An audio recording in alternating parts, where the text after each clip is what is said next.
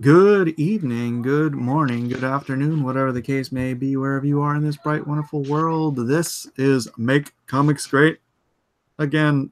Gosh, that came off wrong. Make Comics Great Again live. Nice. All right, now think about how a man would say it, and try and say it that way. Edwin took you seriously for a second there. Well, so far today we've got James Dean Anderson. Howdy. And we've got our good friend Edwin Boyette. Aloha. And I wanted to jump in here. I know I've already talked about this freaking ridiculous story on cross-examinations, but since we're doing this, Edwin. What am I getting pulled into? this stupidity. Okay, the first time I don't know if you saw me doing the whole program on this. I was just livid that they were even doing this just based on the description and the stupid drawing for the cover. But look at this promo image. All right, hang on. Let me go. Yeah, it's top notch. It is literally Jesus bowing to the Superman, and they try to get away with it with the briefcase thing. But you know this is meant to be a bow. You know, they're trying to be all, too cute by having him picking up. I actually don't. I don't get that from that. No, believe it or not, I really don't get that from that, because when I see that, what I see is him being humble, as he would tend to be, and he's also a carpenter's son. He's got his tools and he's got his stuff. I just find the whole thing not just ridiculous, but it slaps their own Superman, their biggest, easily their maybe number 2 biggest property for DC. That's a pretty big property for money. It kind of slaps that in the face, and it slaps half of the planet in the face religiously. I don't really understand that. Well, the problem with the second coming is that, all right, and so whether you believe in a literal God and a literal Jesus Christ, there is a Bible, right? And correct. And the Bible has been written now for, almost 2,000 years, and it's a document, So even if you don't believe it literally, there's been a story that's been told and it hasn't been retconned, right, or rebooted. Right. Church of Latter-day Saints, maybe. Anyway, let's not get into that one. I don't want anybody mad at that. But my point is, there is a story, and the story has been laid down for almost 2 millennia. And in the story of Christ, when he is resurrected, he is not resurrected to corruption. He's resurrected to perfection. Yep. Right? He is fully God. And when he comes back, he doesn't come back as a humble servant. He comes back as a judge. That's right. With a sword. And he comes back to judge in this particular story. Again, whether you believe it's the inspired word of God or just a story put together towards man, it exists, right? You can look and see what it says about the characters and about the people in this particular story, right? And so the second coming is not a soft-faced, stooped-over, kind of frail, kind of person like this. This is not at all what is described for Christ's return.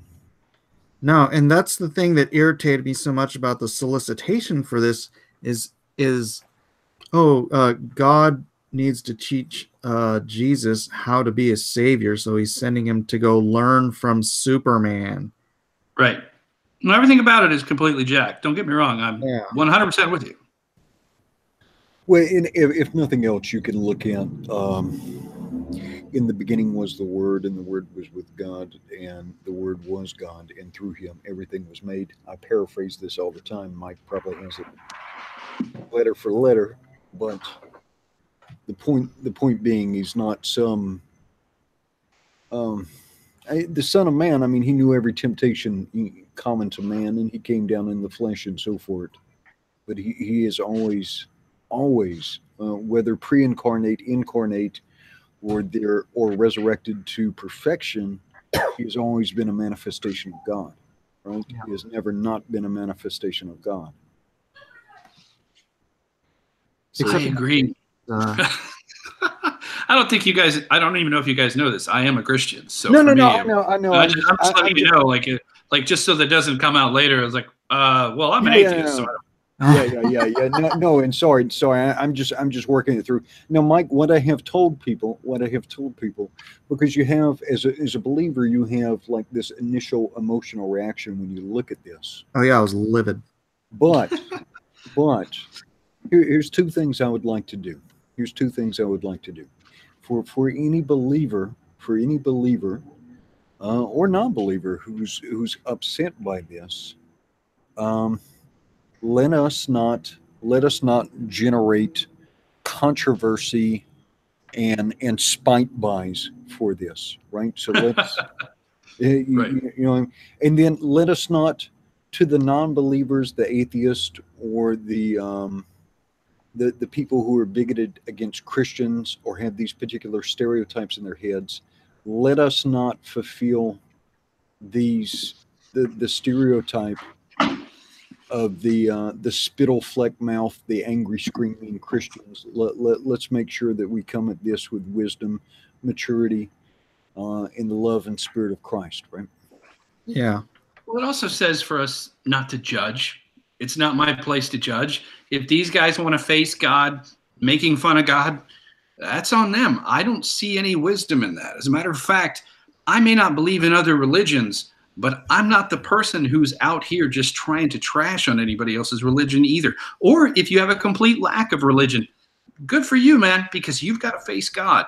Ultimately, I believe that we have a judgment day.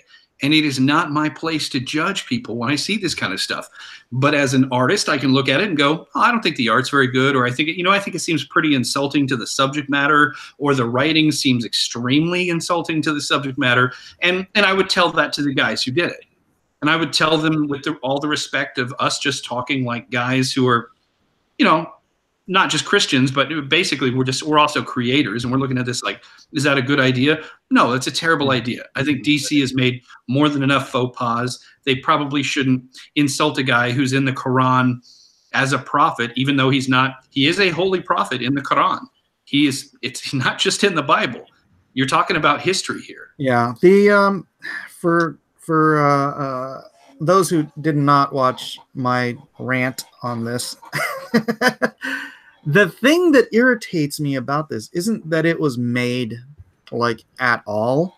It's one-sided. I mean, freaking, Robert Kirkman's first book was Battle Pope, right? I mean, if you want to dish on people, dish on religions, whatever, and it's your own personal thing, whatever. That's you. This got all the way through Editorial, freaking the Suits. It got through everybody it had to get through at DC Comics, and no one at DC stopped for a split second to think, yeah, that's a bad idea. No, this is the stuff that the Revelations talked about anyway about it. It's going to happen. We're going to see more and more of this. We see it now with SJWs. We see people that feel like, hey, because I believe in social justice and I believe that people have wronged each other as a whole, that, I don't care about religion, but in essence, I'm going to think of wrong speak and the same things that, frankly, the same thing that the Nazis did when they started what we now look back and we now see are Nazis.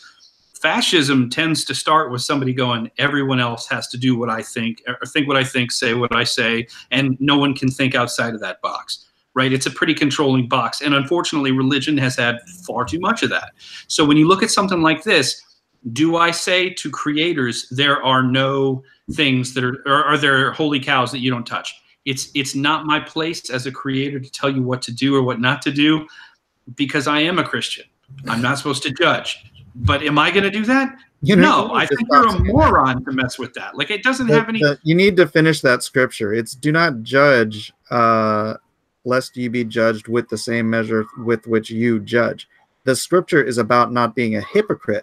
not about Yeah, not but it also, calling the out right same and guy that wrong. we're looking at also said, throw the first stone, ye who's out, or like you who's without sin, and I'm not. So it's not my place to tell the guys right or wrong. That's for God to judge them, but he's going to judge them by that word. And that word would look at this and go like, dude, seriously?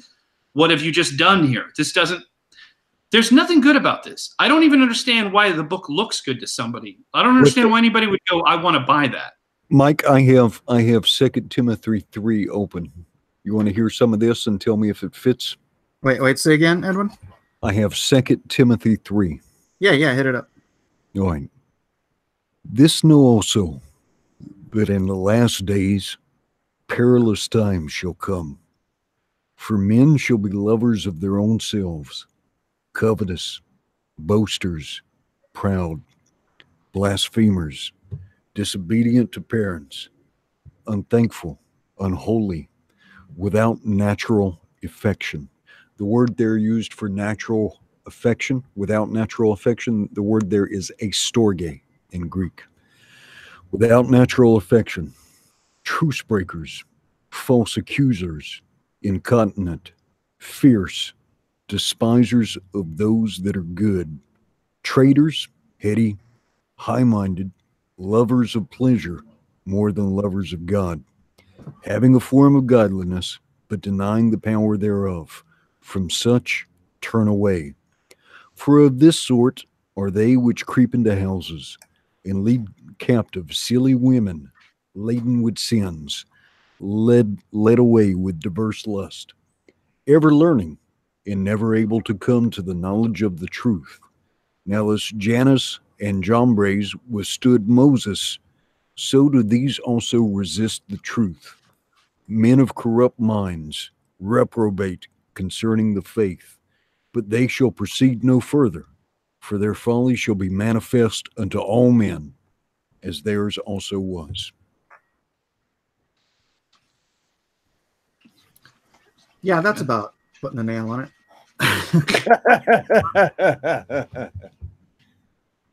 Yeah, it says you'll be judged by the word. I let the word do the talking. You just did. You just said everything I need to say. In other words, we're going to see more of this. We can expect that. Yeah, Do I think it's a good idea? No. Do I even think it's a good idea if I'm an atheist and from a corporate standpoint looking in at this? No. What? Well, you just insulted and demeaned your biggest corporate property while insulting the religion of so many people, or at least somebody that was also a religious martyr, somebody that was murdered because he believed in loving one another instead of letting that particular sect of a church or the Pharisees that ran it just control everybody's money and lives. Yeah, and I mean, you're saying I'm saying there are no winners here. There's no upside. There's no sense in DC letting this through the freaking gates. No. Who the hell's in charge over there? Who the hell? Nicely said. Who the hell? Nicely said. Indeed. Who the hell?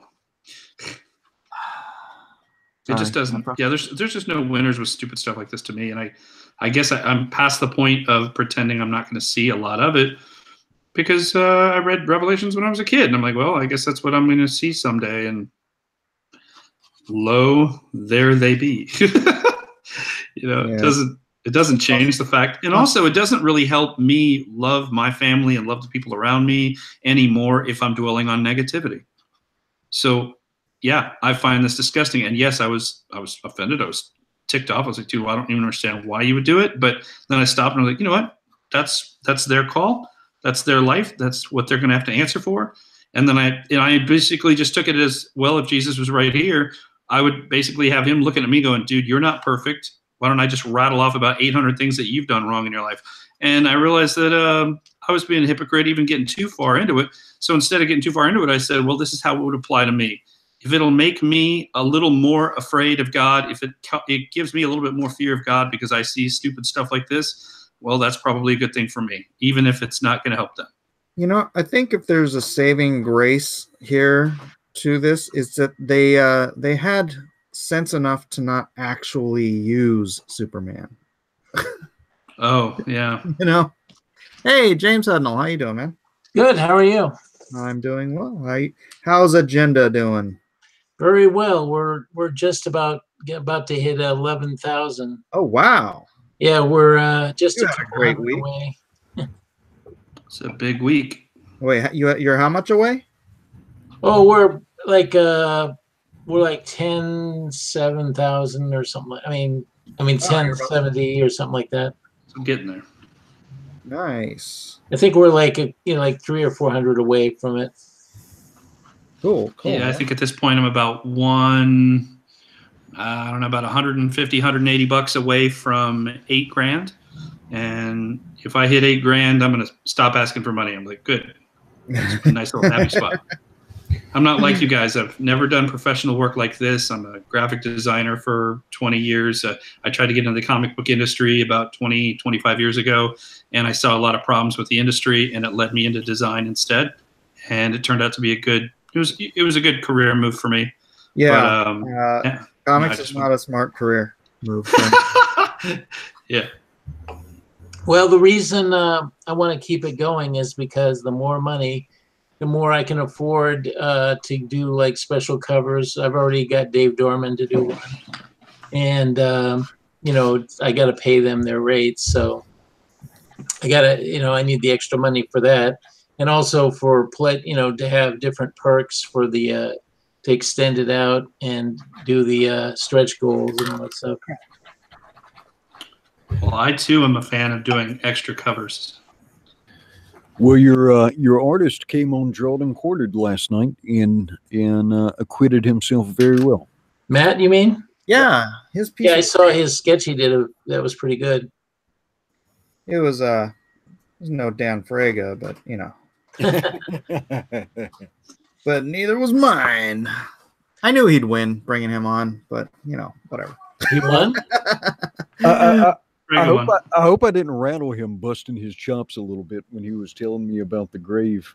Because I was just saying, I was like, Dan, you've been talking for 15 minutes, and I still could not tell anybody what you got. No, it was good. It was good. I think he had a good time. I talked to him a little bit today. Oh, good. Something tells me all you image guys have seen more than enough of running the gauntlet for years and years to not have to worry about really offending them. Oh my gosh, that's the last. I don't know the last time somebody called me an image guy. You were an image guy. You were an image guy. I worked for Image. I worked at Image, not for them, but I worked there for about 4 years, I guess, 4 or 5 years. But it's been like 20 years since I worked there. Yeah, the term image guy that I refer to is certainly not the same as you would call it now.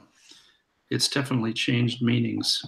Boy, they've really gone off the rails. And when I see the stuff they're doing now, and I don't know.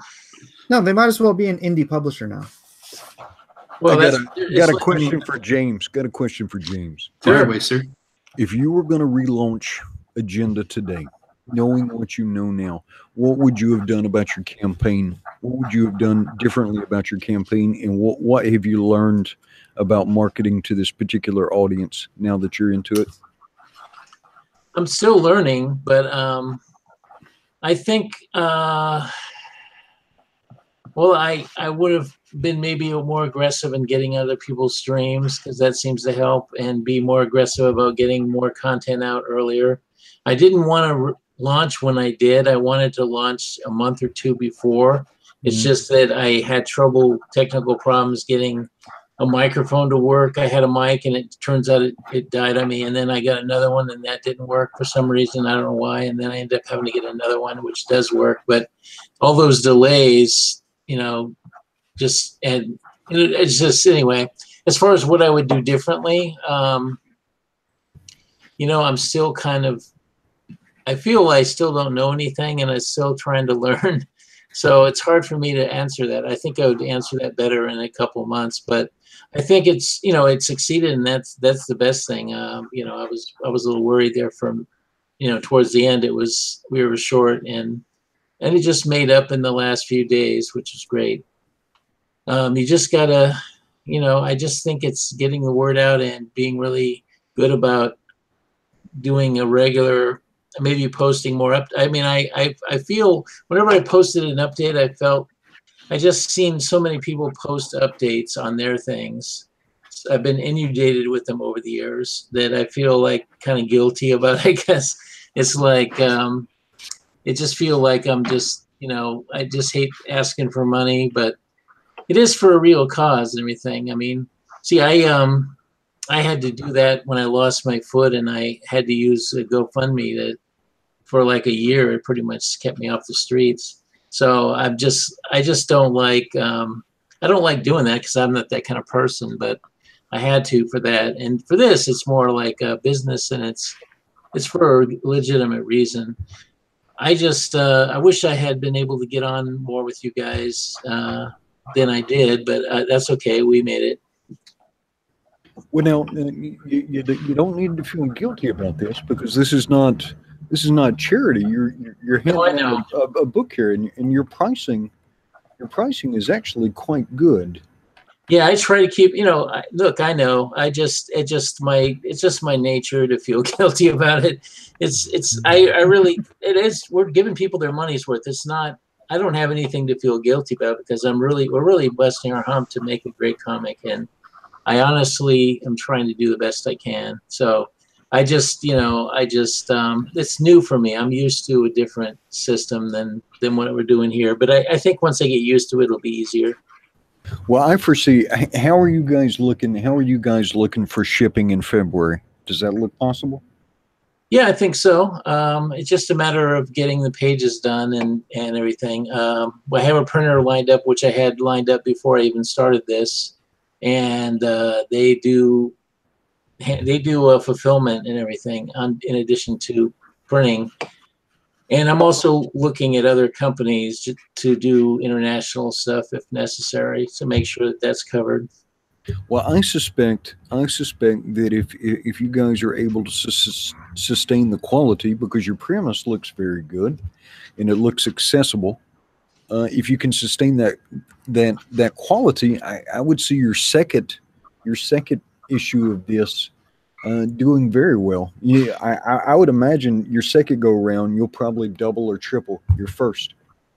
That would be nice. I mean, I do have besides Agenda, I also have a couple other projects that I plan on doing in 2019, and those are done. They're pretty much done. One of them is finished, and it's collecting a book I did with Val Mayrek for Aces Weekly, and we have enough for a volume. It's like 4 issues, and that looks great. And that's going to be a landscape because it was done in landscape, so it'll be a book. And then I have an Age of Heroes that's being colored, and it's almost done as far as that goes. We just have to do one more issue of new material, so that's another thing. And that's like 80% done. So, and we haven't even started that project yet as far as launching a crowdfunding. So, but yeah, Agenda is another. It's that's something that I'm really excited about, and because I'm trying to do something different, while at the same time being familiar, but it's different in its own way. So is Agenda just going to be its standalone universe? You're not like universe building here, or you're just doing individual projects? Well, it's interesting you asked that, because I was thinking about that earlier today. I have another superhero series that I've been wanting to do, and I've been wanting to do it longer than Agenda. I didn't steal the ideas from the other one, although there was one of the characters was meant for this other universe, but I don't feel they're compatible exactly. But I was thinking of doing something like a DC thing where you have Earth 1 and Earth 2 or something.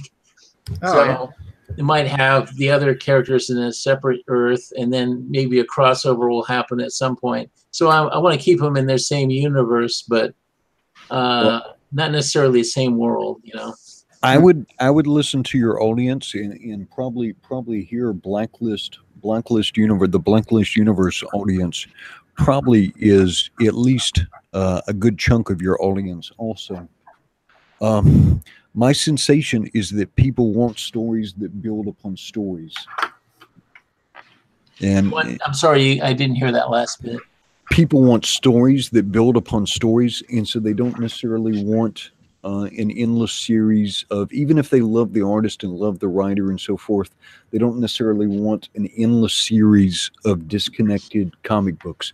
So no, that's not how I work. I've never worked that way. If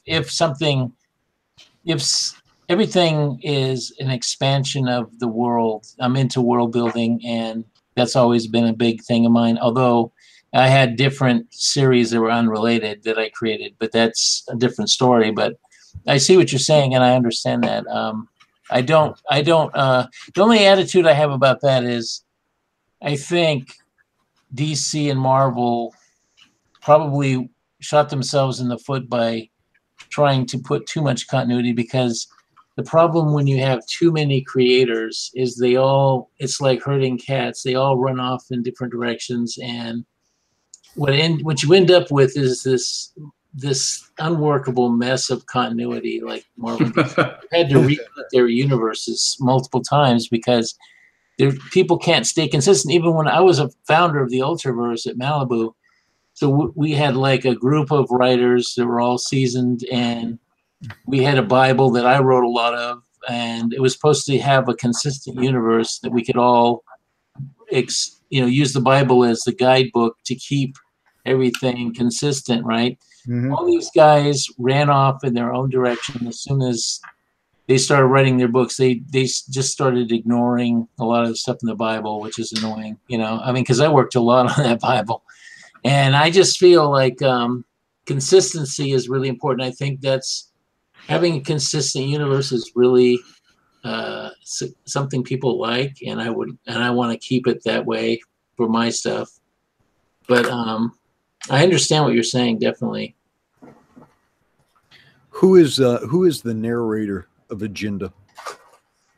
Well, there's no narrator per se. There are two characters that are sort of overview characters, meaning that they are they have a higher level of understanding of what's going on than the other characters do.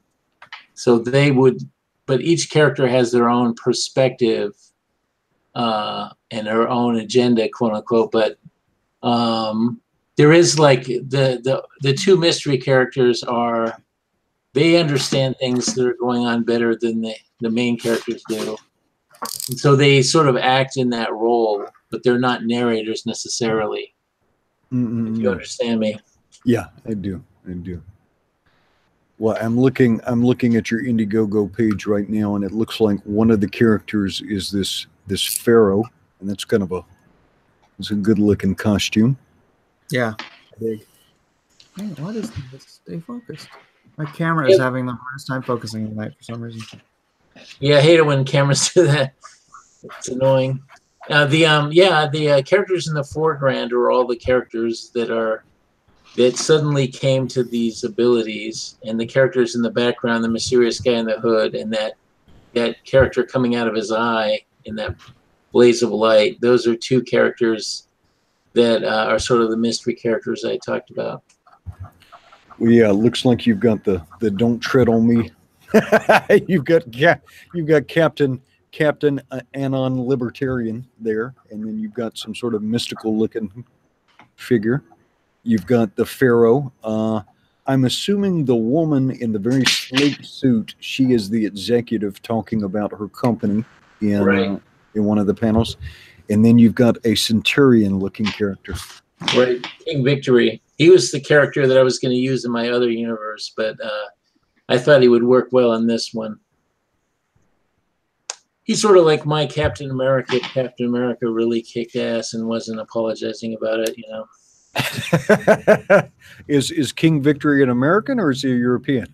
No, he's actually Middle Eastern. His whole thing what is he, a Macedonian? I'm trying to figure out his costume. Well, he's modeled his thing after like ancient, you could say, because it's from that general area. Yeah. He's sort of modeled it after the ancient warfare gods, like Ares or something, as his costume. That's a good looking cover. You want to share it, Edwin? Yeah. Let me pull this out so I can share. James, what did you write Freaks? No, that was Gerald Jones, the guy who got busted. Yeah, let's not talk about him. I thought you were talking about your autobiography there for a minute, Mike. No. I think Ben Herrera drew that, right? Yeah. Ben drew Freaks. Did you do Hard Case? Which one was yours? Yeah, I did Hard Case and The Solution. Those are my 2 books. All right. So Scott Benefiel and Derek Robertson. Yeah, I really enjoyed working with those guys. Especially, I really liked Scott. I inked issue 2 of Solution. Oh, that's cool. Yeah. It's funny. There's a lot of people that I worked with that I don't remember working with because they did like a lettering or inking or something, coloring on something of mine. And then years later, I'll pick up the book and oh, wow, I didn't know he did that. Yeah. All right. So, Mike, do I have this set up right on the screen where you can see it? Well, I guess I can check for myself. Good. Yeah, it looks right. Yeah, Derek, he drew, I forget how many issues of The Solution, and then John Stademan did the rest. And John Stademan did really good work too. Yeah, whatever happened to Derek? Is he still working? You know, I think he is. I've lost touch with him, but I used to live in the Bay Area, so I knew a lot of those guys from the Bay Area. Yeah, so did I. I was in San Jose. Oh, okay. Yeah, I lived up in Sonoma County. I'm from Santa Rosa, actually. But I lived in Sebastopol. Yeah, I met Derek at, was it Conspiracy Comics? Is that what it's called? Huh. Sunnyvale? Comics Conspiracy. Oh, right.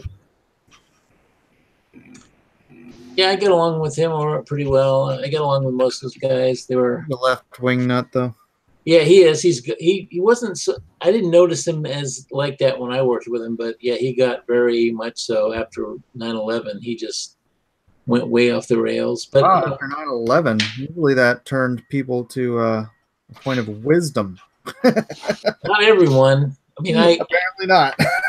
No, you know, it just. Well, I'll tell you that actually the 2000 election. The 2000 election really radicalized a lot of people. I don't know why, but a lot of people just went off the rails when that 2000 election happened. They thought Gore was going to win, and they just believed every lie that was told about that election, you know? Yeah. And it's really sad because, you know, a lot of people that I know and I've known for years, watching them on Facebook now and the way they just go on about stuff, it's just really sad because they just believe the most ridiculous nonsense. I mean, yeah, and they have no problem fighting the good fight by just berating people on Facebook all day. Yeah, it's just you would think these were people. A lot of these people were reasonable when I knew them. I mean, they were. I mean, you could talk to them. I don't know what happened, but a lot of them just you can't even talk to them anymore. They're like rabid dogs almost. It's really disturbing. Yeah, I really and I feel bad for them because they're just screwed themselves. Really, they're just when you get that whacked out, you know, if you get too extreme, you're just alienating people. I mean, if you think you're on some high horse, but you're not. All you're doing is turning people off. But a lot of these people are virtue signalers. They're just making these noises because they think it's going to help their career. So a lot of these people that are virtue signaling all the time, they just think it's giving them relevance in the business when it really isn't. It's just they think it's going to ensure that they'll get hired or something, which it won't. You know, they're just losing fans, man. That, you know, every time you strike out at somebody, somebody else is watching. You know. Absolutely. Yeah. And it's just, you know, when you go around calling people Nazis and stuff like that, and people that are just innocent of any such thing, all you're doing is making yourself the villain. You're not making other people the villain. Just calling people names does not make them those things, you know. Yeah. Sorry to turn the conversation back to your comic. Sure, no problem. I've been looking at this cover for about 5 minutes now. If you do an alternate cover, and you did say you were going to do one, yeah? Who did you say was going to do it? Dave Dorman's doing one, and I'll probably do. Well, there's going to be a military cover for the military ish edition that I based that on what Mike did with his book, and so there'll be a special cover for that. I haven't picked the artist yet for that, but and I may do one more cover. We'll see. So, I like this cover, but with some of their costumes and just the theme of the book, this some red and some red wash or some warm tones might be good, man. oh, definitely. I want them all to look different, completely different from each other, but thematically.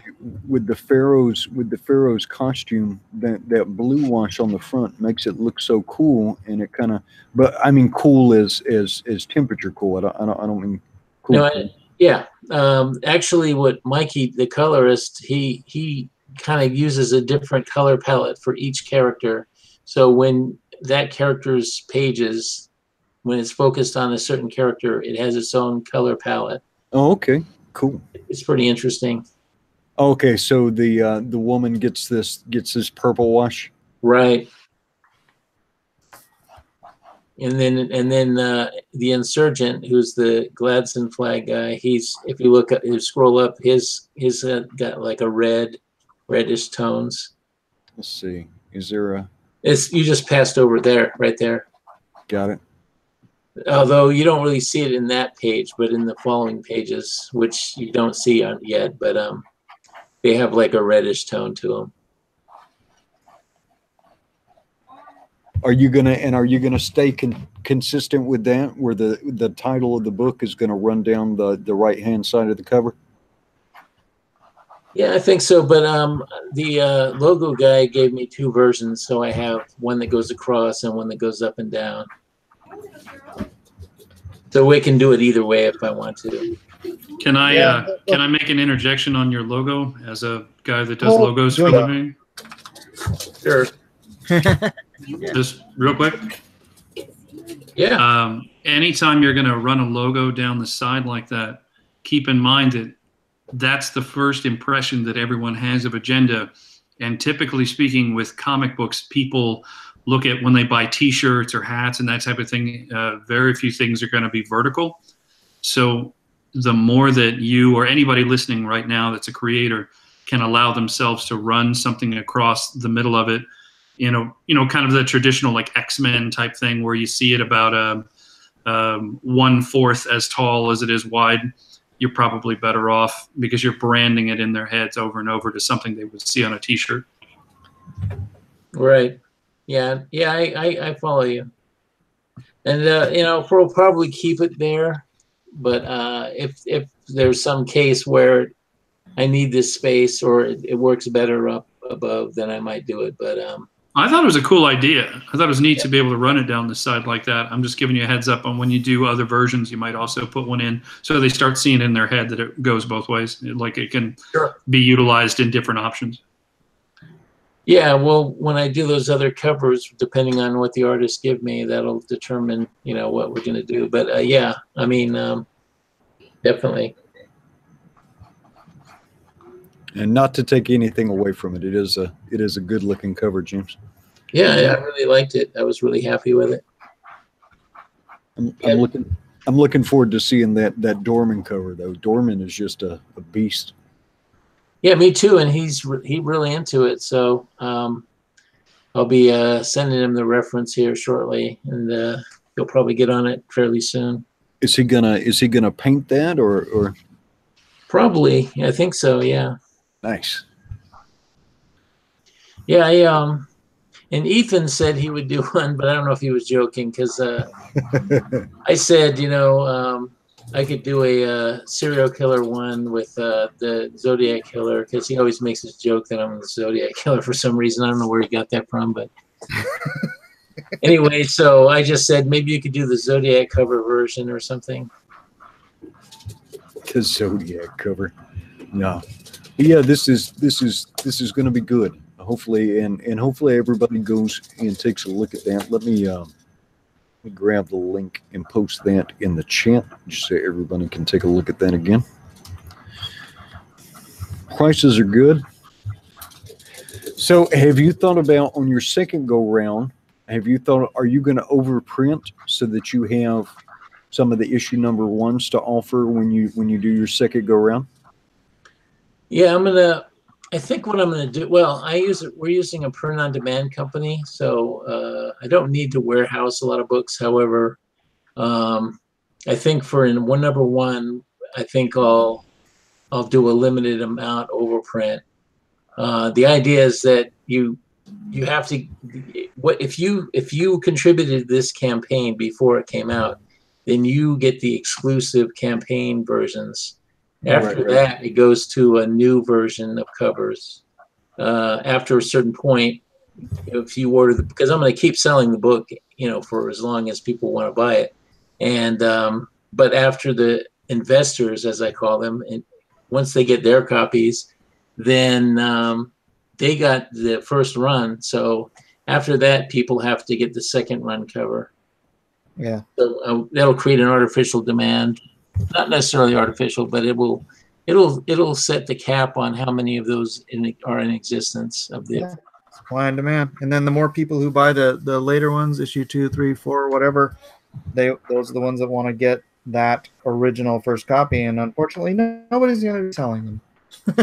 Yeah. Well, it's like they get the chance now to get on the train, so this is your chance, people, to get those original copies because there's only going to be so many of them. Yeah. Hey, why don't we take a look at conflict too? Yeah, that's what I was going to say. Since we got James here, let me put the link to his campaign in here. James episode.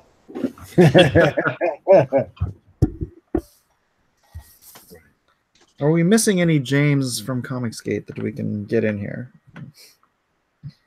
Let's see. Let me share my screen so we can take a look. And since we were sharpshooting agenda, now we can turn around and we can criticize conflict, close out. Beat it up, man. Beat it up. It's okay. I'm an adult. And honestly, if you get into this of all jobs or anything art, anything creative, if you can't handle the criticism, you're in the wrong business. Yeah, that's something that I would say to all these people that are these SJWs were crazy about they want to go after diversity in comics and stuff. All he's doing is an honest criticism, and if you can't handle that, you really have no business being in comics or any other form of entertainment. Can you imagine Stan Lee actually caring? It's like, oh, somebody said something about not liking one of my books. He doesn't care. He's got 87 of them out there, Well, not only that, if you're a grown up, you learn how to take the knocks, Yeah. It's not that you don't care necessarily. It's just that you don't freak out. So, you can't just like take everything to the point where it like breaks you down emotionally. No. But you still want to keep in mind that even somebody who hates you, they might have a valid critique of what you're. I've actually learned more from the people who have critiqued it harshly. They've told me some stuff in there, like Edwin. There were certain things about the campaign that he wanted me to change. It was a little late in the game for me to do it, but it was actually really good. It was good stuff. He wasn't wrong. And there was another guy that he actually backed the campaign, but he said, I actually asked a couple of people. I said, hey, you know what? Tell me what you thought about it or why you backed it, why you pulled the trigger on it, basically.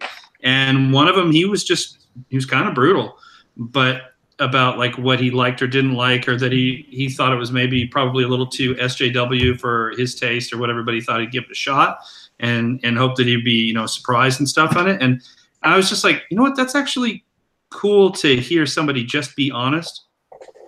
It helps. Yeah, absolutely.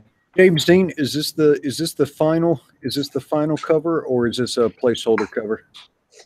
It's a cover option. It turns out I may have a slightly better cover artist to a cover.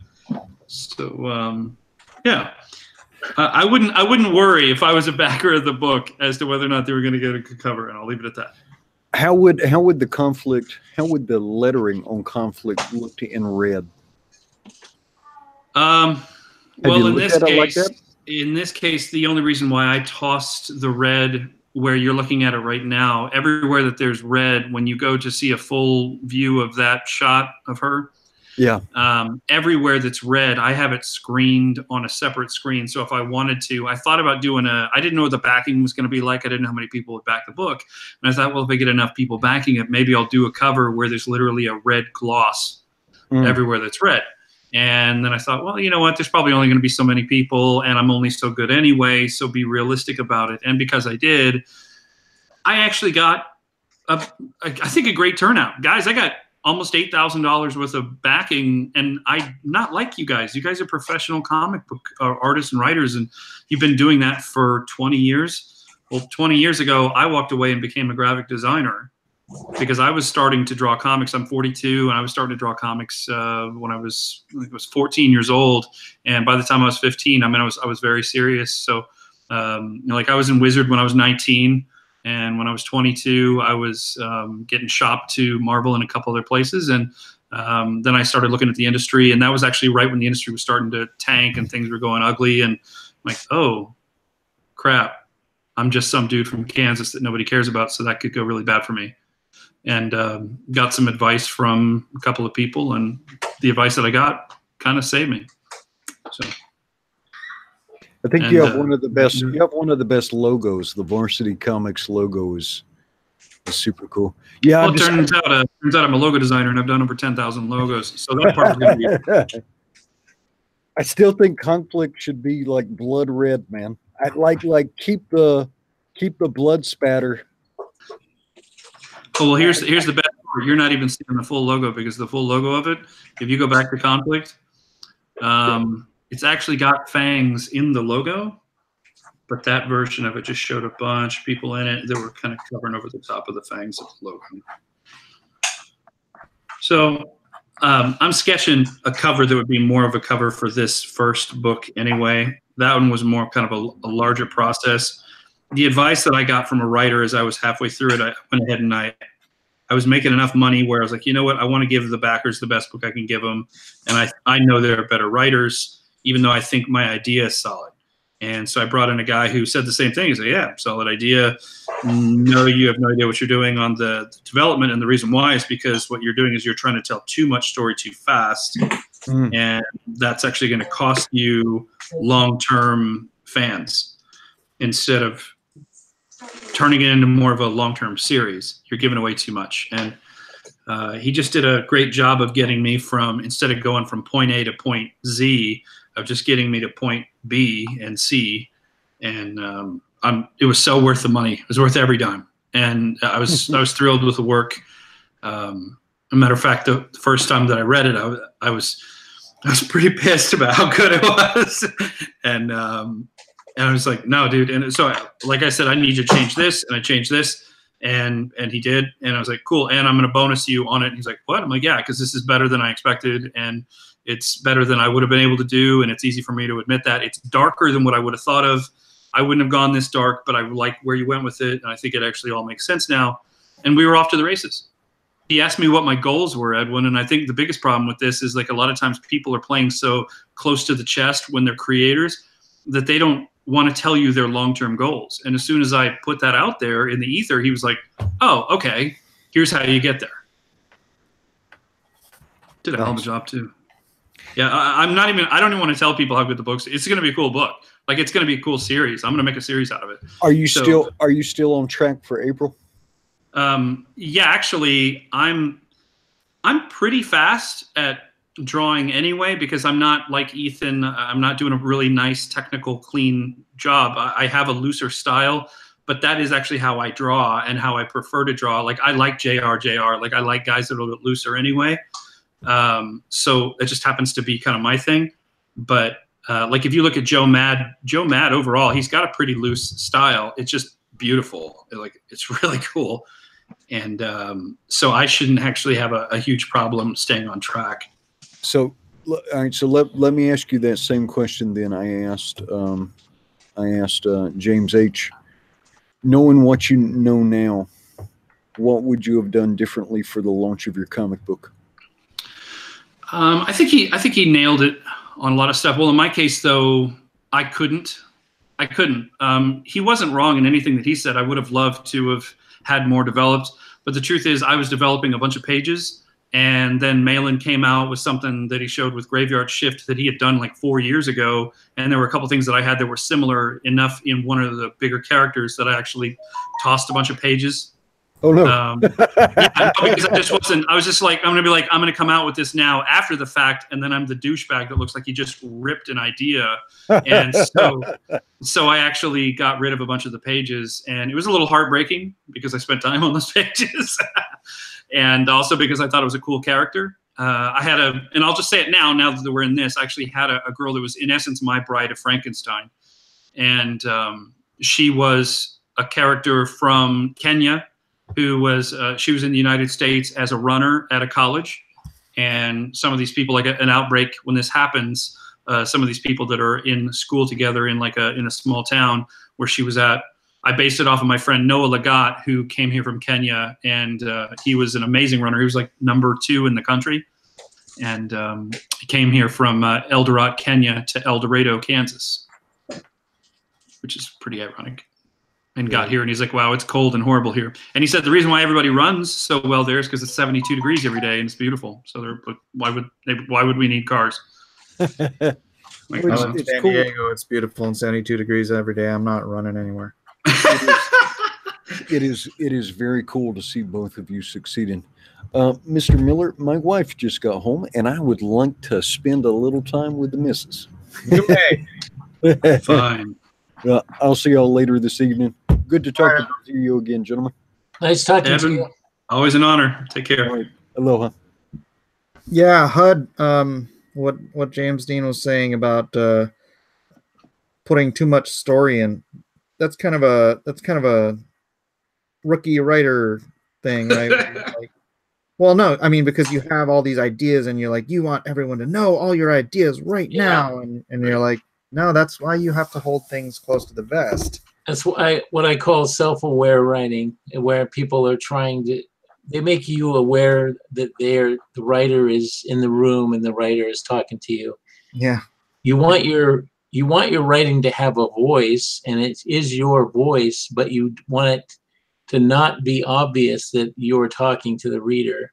The writers that really get on my nerves are like Stephen King and Harlan Ellison. They were really, Stephen King he was good in the beginning, but now he just does this silly stuff. I don't know if you read The Dark Tower, but he did this thing where one of the characters is in a really bad situation, so they go into the bathroom and they open the medicine cabinet, and there's a gun or something and a note from Stephen King. I mean, this is supposed to be a fictional story, but there's a note from Stephen King to the character. What? Yeah, I know, it's ridiculous. It's so stupid.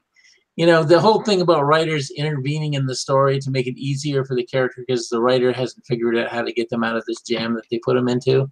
That's just really bad. I mean, for a guy with his experience, that's really bad.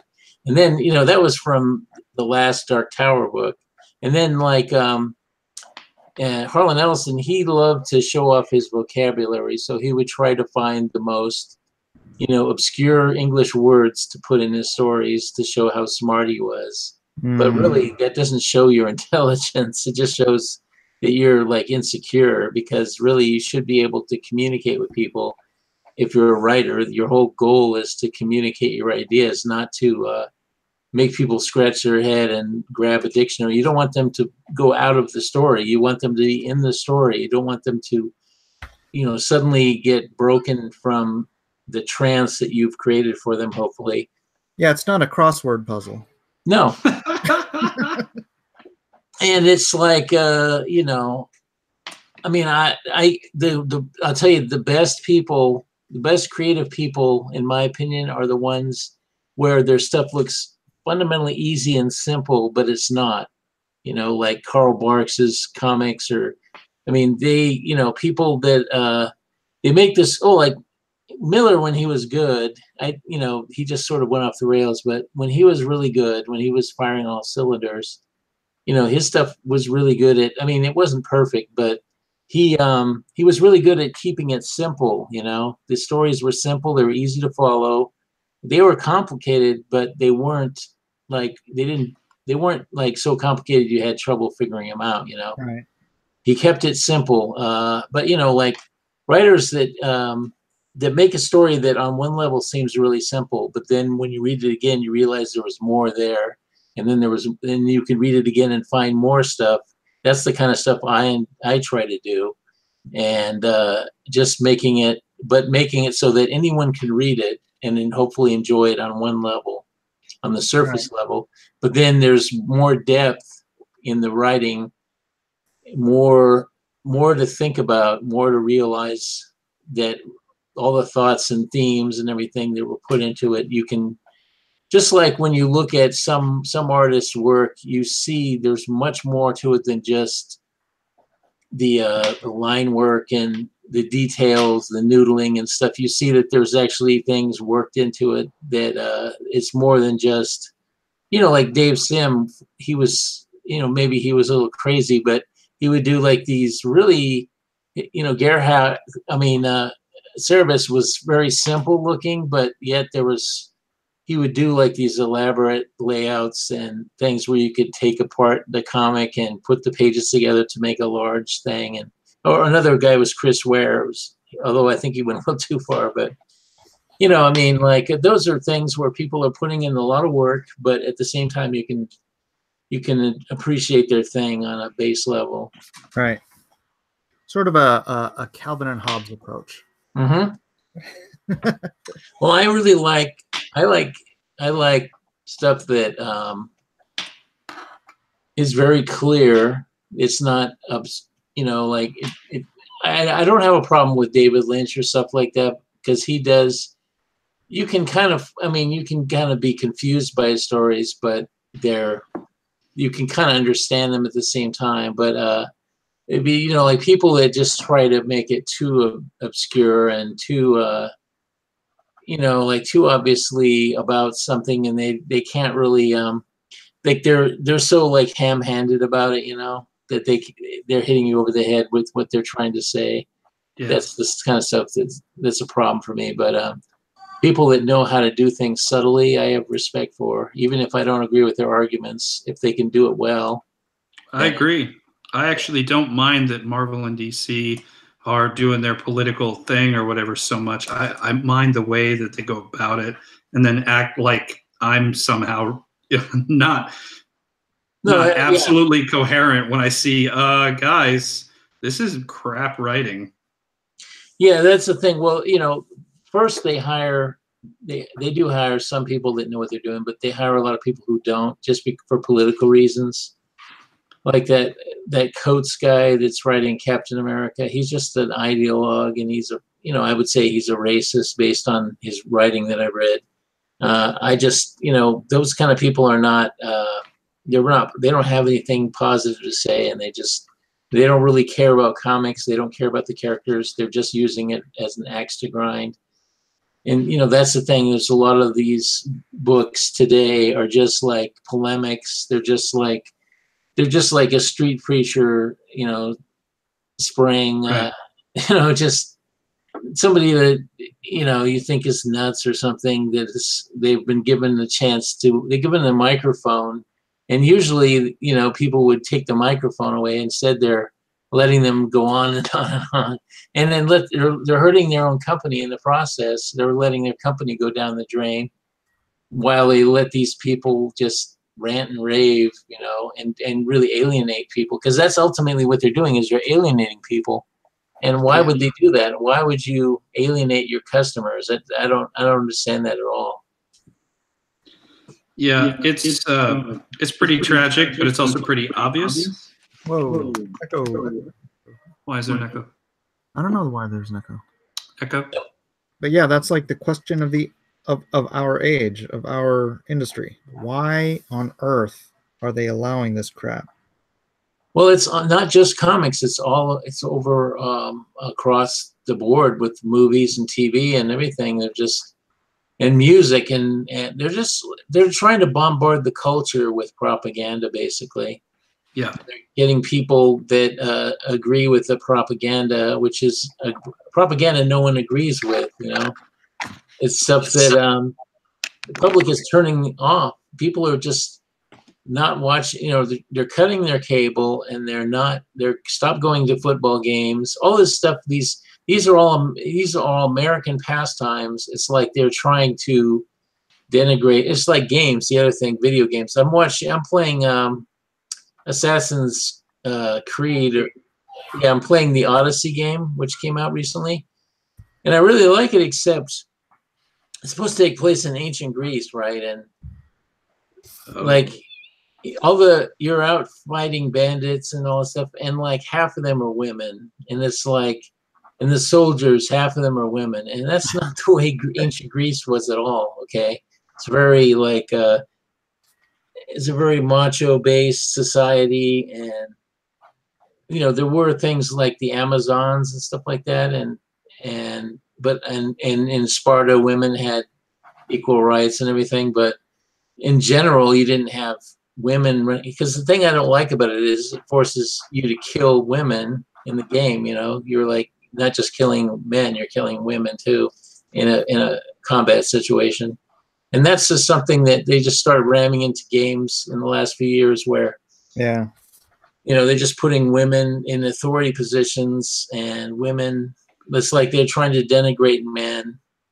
And that's something that they've been doing in like television for decades, where they try to make the father look stupid, and the wife is always the smart one, and they're the one that knows everything, and the men are all dumb.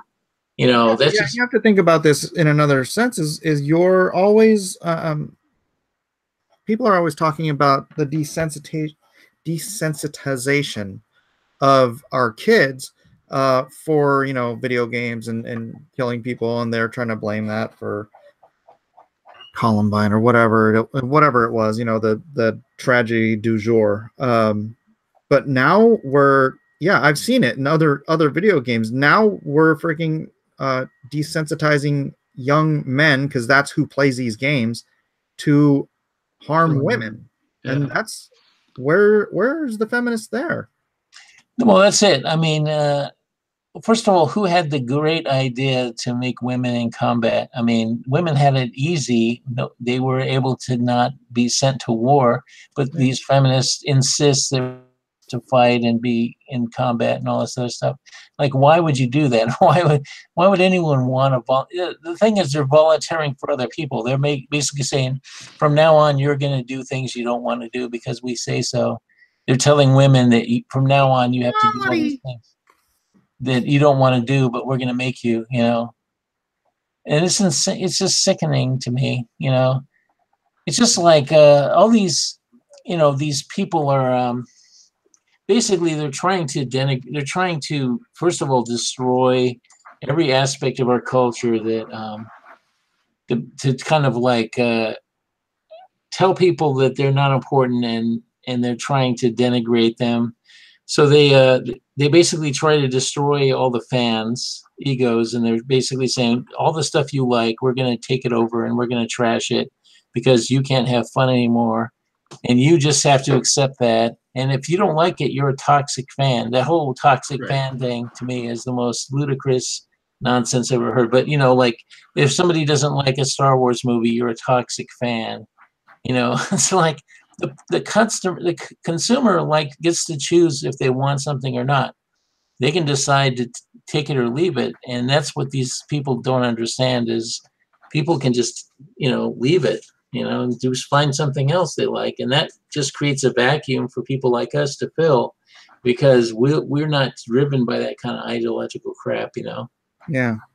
Well, they do have a monopoly on Star Wars. Yeah, they do. And, you know, my attitude is I would just move to something else, you know, because, but for me, I didn't grow up with Star Wars. I was like 20 years old when it came out. So I was like, I was a huge science fiction fan. I went and saw every single science fiction movie. But when that movie came out, I was in the Air Force, and I was overseas, and the movie didn't come to England for like 6 months. So when I got back to the States, everyone had seen it, and everyone had told me that it was the greatest movie ever made, and blah, blah, blah. And so I went to this, and back then in San Diego, I lived in San Diego at the time. So like Mission Valley, there was this big theater that's no longer there. That was a Cinerama theater. and it was playing there. And that's the only place you could see Star Wars in San Diego, was that one theater. So there was like huge lines. You had to wait in line for like 2 hours to get in to see it. So it was like a really hot day when I went there. And by the time I got in and got my seat, and the place was packed, and there were kids screaming and all this crazy stuff. And then when the movie started, it was like Rocky Horror, where everyone knew every line. So they were just shouting out the lines I was like, by that time I was just like, I hate this movie, you know? Because I mean, it's just like, I couldn't enjoy the movie. Plus I'd already read the novel before the movie, so I already knew everything that was going to happen. And it was like, oh my God. So it sort of put me off of, I still watch Star Wars movies and everything, but I don't feel like a lot of people who are just crazed about it. I don't really feel that for Star Wars. You know, I mean, I remember what it was like to be really a big fan of stuff. I used to be a huge James Bond fan for a long time, but you know, you grow up eventually because you realize that people are making decisions that you don't like, and they're sort of trashing the thing that you like. And like for me, it was like Roger Moore was just trashing the whole Sean Connery legacy that I liked. You know, it just became silly and goofy, and I didn't like that. So for me, that already happened to me. I already had my Star Wars trashed. So I'm familiar with, you know, but it's like nobody was saying, oh, if you don't like Roger Moore, you're a toxic fan. You know, people were like, that's because Sean Connery is James Bond. Yeah, I think you know, certainly, but you know, my first James Bond movie was actually Under Majesty's Secret Service, which was George Lazenby, which I actually liked a lot, but it was more true to the Connery things than the later movies were. You know, but like you could tell, like with Diamonds Are Forever, which was the last Connery, that's where they started making the switch to this campy humor, because that's where they started doing that. You know, they decided to go with a more camp kind of direction for like more than a decade, you know, up until like the 80s. And, you know, so hopefully Star Wars fans won't have to endure that kind of, because, you know, I would go see every Roger Moore movie, and I like some of them, but, you know, I just like, it wasn't what I wanted to see. You know, it was like, it just wasn't what I was looking for. And I can see how Star Wars fans feel about this Star Wars that's being made now. It's not their Star Wars, it's somebody else's. It's just like the Doctor Who thing. That thing is really obnoxious. The way they shoehorned in this woman actress, and they just have this really terrible writing, and they're just telling people that if you don't like it, you're sexist, and you're, you know. I've watched all of the Doctor Who's, and I have not watched this season at all. I started watching Doctor Who in 1976 when I was living in England at the time. I was in the Air Force, and I was stationed over there. So my first introduction to Doctor Who was before Americans started getting it. And that was I saw the first Tom Baker episode when it first aired. Wow. In England. And so I've been following it ever since, but I watched like one episode of this new one, and I just sort of skimmed what they were doing with it. And I just like, no, I'm not gonna patronize this nonsense. Yeah. And the whole last season, though, the last season with Peter Capaldi there was probably 2 good episodes that entire season. That's the trouble, you know. Capaldi was probably one of the best actors they ever had for that role, but they just gave it. They just started shoehorning in all this ridiculous political crap. Yep. And just like pointless, like the first episode of his run, they had this thing where they had to have these gay characters in the Victorian times of all places. And they're sitting there telling everyone that they're gay, like every chance they got. We're gay and we're married. You know, people didn't do that in Victorian England. That was my problem with the Bill character. It's like every opportunity. That's not how gay people that I know use every opportunity and every person they meet to inform them that they're gay. No, that's absolutely true. I mean, bad writing. It is. It's just terrible. Well, first of all, it's like people that live in a bubble and they don't really understand the real world, and that's a lot of those people in that kind of Hollywood ivory tower that they seem to not understand how the real people are. or the little people as they call them probably. They just have this idea that they get from television or something on what real people are like. And so since media in general is just so out of touch with reality. I know because I lived there for, about 6 years in LA, and I was in the business and I was going to meetings at studios and all that stuff. And it's just, those people don't understand the real world. They live in their own little bubble and they have no idea how real people live and how they think and everything. It just drove me nuts, And well, I think it's actually fair to say, though, that that's wider than just people living on the coast or that we consider quote unquote SJWs.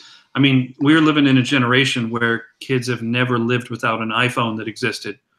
We're living, we're living in a generation that is frankly a different generation where people can't fix their cars. They can't change their oil. They, forget about basic, technological stuff that they would actually have to do if it gets your hands dirty. But even worse, you're talking people that don't know what a pipe wrench looks like, Oh, absolutely. In fact, there was a writer in the 50s called C.M. Kornbluth, and he wrote a story called The Marching Morons. And the story was that in the future, people will be like idiots, and it would only be like a handful of people who basically know how to do anything, and they have to do everything because everyone else doesn't know how to do anything. They're just consumers and they're just stupid. And the Eloy.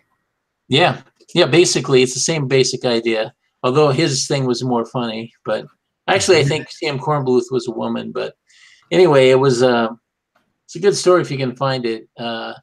It's just and actually that movie what was the name of that thing? Idiotocracy. That's pretty good too. It's Idiocracy. Yeah, that's basically the same idea. It's a similar idea. But in the C.M. Kornbluth story, what was brilliant about it is that grass needs electrolytes. There was this, but it has electrolytes. There was actually he did 2 stories, and one of them where a doctor bag from the future falls into the present, which was like the 60s, I guess. And some homeless guy finds this doctor bag, and he opens it up, and it's from the future, so everything had to be made for idiots so they could understand how to do things. So all the instruments talk to you and tell you what to do. So this homeless guy finds this bag, and he uses it to start making money by healing people with all this future technology. And people think he's some kind of medical genius and everything, but it's just the devices in his doctor bag that were, letting him do all this stuff. And it just is just interesting how, it's like a very small group of people make everything in the future that for everyone else because they don't know how to do anything. And that was predicted back in the 50s, so it's sort of like we're sort of getting there, It's sad. I mean, the funny thing is we all have these computers in our pocket that are more supercomputers. Yeah. They're more advanced than supercomputers of the 80s. Yeah. And any kind of information you want is easily accessible from this handheld computer. You can get any information you need, but people don't get that information. Instead, they sit around tweeting each other and looking at cats. Hey, yeah. James, can you take over for a minute? I need to go make something for the kids. Yeah. Okay. I got something in the oven that's going to ring any minute. So, but anyway. Okay, so I'll take over. And here we go. When that happens, that's fine. So yeah, I think I contributed to your book. Because you were on that chat with Ethan and I the other day, as I recall. Yes. Yeah. That was. I found it interesting that I suddenly noticed that people kind of just popped up. It was real weird for me at the campaign. Like people showed up right at the end, but I know why. It's because I didn't give them a good enough preview. I didn't give them good enough clarity because there's a lot of stuff that I was really trying to keep for the long term that I didn't want to give away. And instead of just coming in like a pitchman and really running the game the way that I should have, I kept it pretty timid and even kept some stuff quiet because I figured I'd rather have less backers and have better books and more of a surprise for the people that were backing it, because I was trying to accomplish something that had nothing to do with what was in my comic book. I know this sounds a little weird, but whereas some guys, they want a ton of backers, I didn't, because I knew that depending on the amount of backers that I had, I was going to try to make a profit sharing deal for people that were contributing to the book. So anybody that does this by January 1st, they are on a list of people according to how they back the book for a small percentage of my company Varsity. I want to actually dedicate a small slush fund for profit sharing, because I figured that that's the one thing that these companies are not doing that somebody like me could do, is that I could give back knowing that I wasn't going to have a lot of backers. So when I send them a book, a lot of them, those physical copies are going to come with, you know, you've got padding, or you've got, what do you call it, backing boards and stuff in them anyway. So I'm going to do sketches and art on backing boards. I'm going to do a lot of original art, actually. And I don't have a ton of backers. So because the people that were backing it, I've raised almost $8,000, and the people that were backing it with an average price of roughly like 45 to 50 bucks a piece. And because the average was so high, I figured, okay, well, I'm going to go ahead and not worry about making a dollar profit on this so much as I'll take some profit, pay the rent, you know, just like something just to tell myself, hey, I made money on the comic book, and I'll just go pay the rent with that, knowing that I kind of always told myself that I wanted to pay the rent doing comics. But beyond that, I'm not really an extravagant guy anyway. I don't really care about all that stuff. So I don't really spend money on me anyway, as anybody looking at me can tell. But I made conflict with the idea of making Varsity Comics something good for the people that were backing Varsity Comics. I want them to be the ones who would back my company to actually see some profit later. That's when I know it'll be a success. I know it'll be a success when I can send those people, even if it's $5 or $50 or $100. Like if I can just start sending them money over time, then I know that my company was a success, because those were the ones that were willing to bank on me when nobody knew who I was. Yeah, well, my thing is, my problem in my whole career, and it's like 32 years now, 33. Wow. Is that I haven't been properly capitalized to do the things that I want to. So I've wanted to do self-publishing from the beginning, and it's just that, especially back in when I was doing it, it's just harder. It was much harder than it is now, because the tools are there now that didn't exist. Right. Hold on a second, it's my alarm. Hold on. No, here, it's a total different world. Yeah, but let me just get some out of the oven here. Yeah, you do that. That's a good idea. So, by the way, thanks for everybody that is listening tonight, everybody that's in the chat. I'm kind of keeping an eye on the chat, so anybody that wants to talk or say hi or like go away fatty, it's cool. You can say whatever you want to there. I'm watching it. But hit the like button. Put a bunch of likes on there. There's 96 people watching right now. So I think we have about 35 likes. Like it up. Let's talk. Let's talk.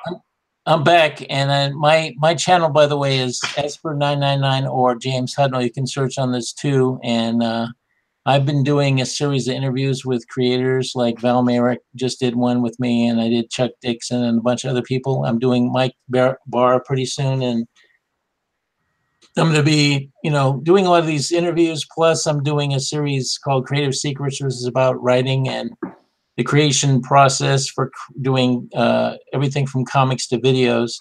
That series has been running, and I try to do at least 3 or 4 a week.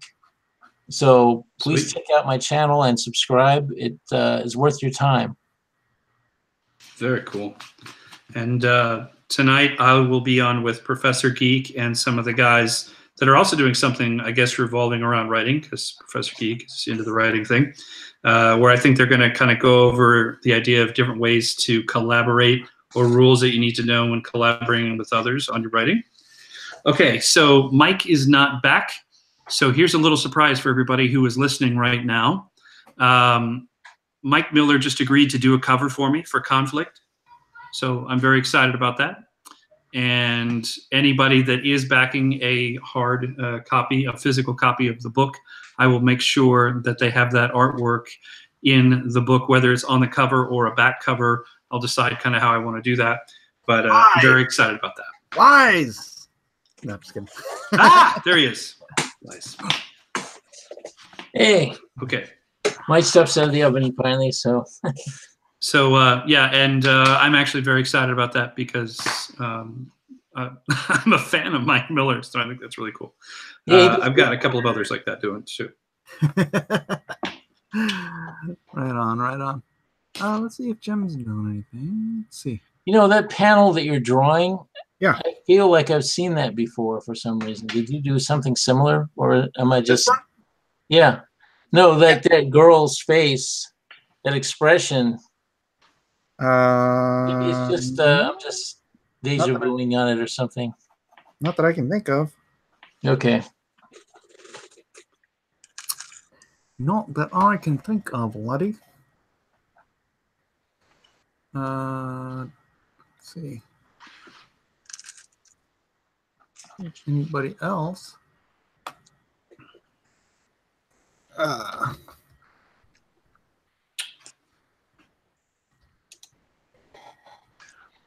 So thank you for backing Conflict. I saw a couple of backers come in tonight. I really do appreciate that, guys. Oh, right on. And yeah, that was very nice of you. And yeah, so you guys are here for the little surprise. But yeah, Mike said yes, so I'm going to say it now. Mike Miller is going to have some art. Mike said yes because I pay green money. So, you know, that's how that works. If you guys want these big guys to work with you, pay them. It's much easier than just begging them to do stuff and assuming that it's ever going to show up for free when they all have to pay bills. Yeah.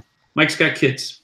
I am actually doing, I think, 3 Comicsgate covers. Dope. So, well, you did that cover with the Comicsgate characters, like all of them running in.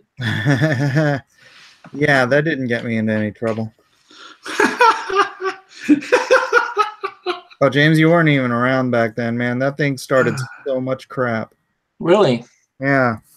It just, I don't know why that would. I mean, because people got their panties in a bunch because they weren't on it. They're like, "You're gatekeeping." I'm like, you're like, really? Because I thought I was drawing. I literally was invited into Comicsgate the night before, so I knew like nothing about who was in Comicsgate or whatever. And sounds like gatekeeping. So I sent out an image of it, and someone's like, "Hey, you should put Tim Lim's stupid rabbits in there." And I'm like, Ethan, can I get a ruling here? Or is that Comicsgate? And Captain Cummings flipped his freaking bald lid over it. He just pitched this fit, did this video where he's calling me I forget what he called me. He called me some bad names, and I'm like, dude, you don't even freaking know me. If you paid any attention, you noticed I like learned about this the night before from Ethan, so who else would I go to? And he was like calling Ethan the gatekeeper and all this freaking stupid. It was not a good entry point, although it created a lot of controversy and probably got me a lot of viewers. So there's a lot of needless jealousy and echo again. The what? What? No. Echoing? Why? I'm not getting an echo.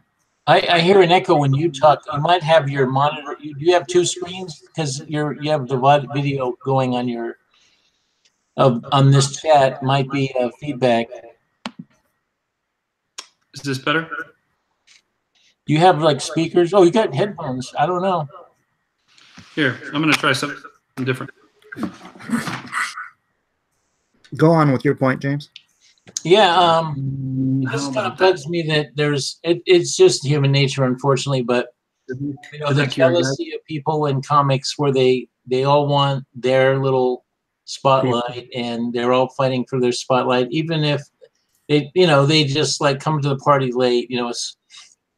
It's just it's needless, because especially in Comicsgate, you should all be working on this, be on the same page as far as just trying to help revive classic comic styles. Yeah, I agree. you know, this stuff where people start like ripping into each other and saying, I own Comicsgate, no, I own Comicsgate, and all this other stuff. That's just, it's ridiculous. Nobody owns Comicsgate. It's just, it's a movement. It's not a thing. It's not can't be owned by anybody. Yeah.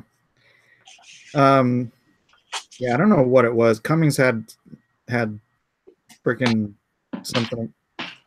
He didn't like me from the get-go. I have no idea why. No idea.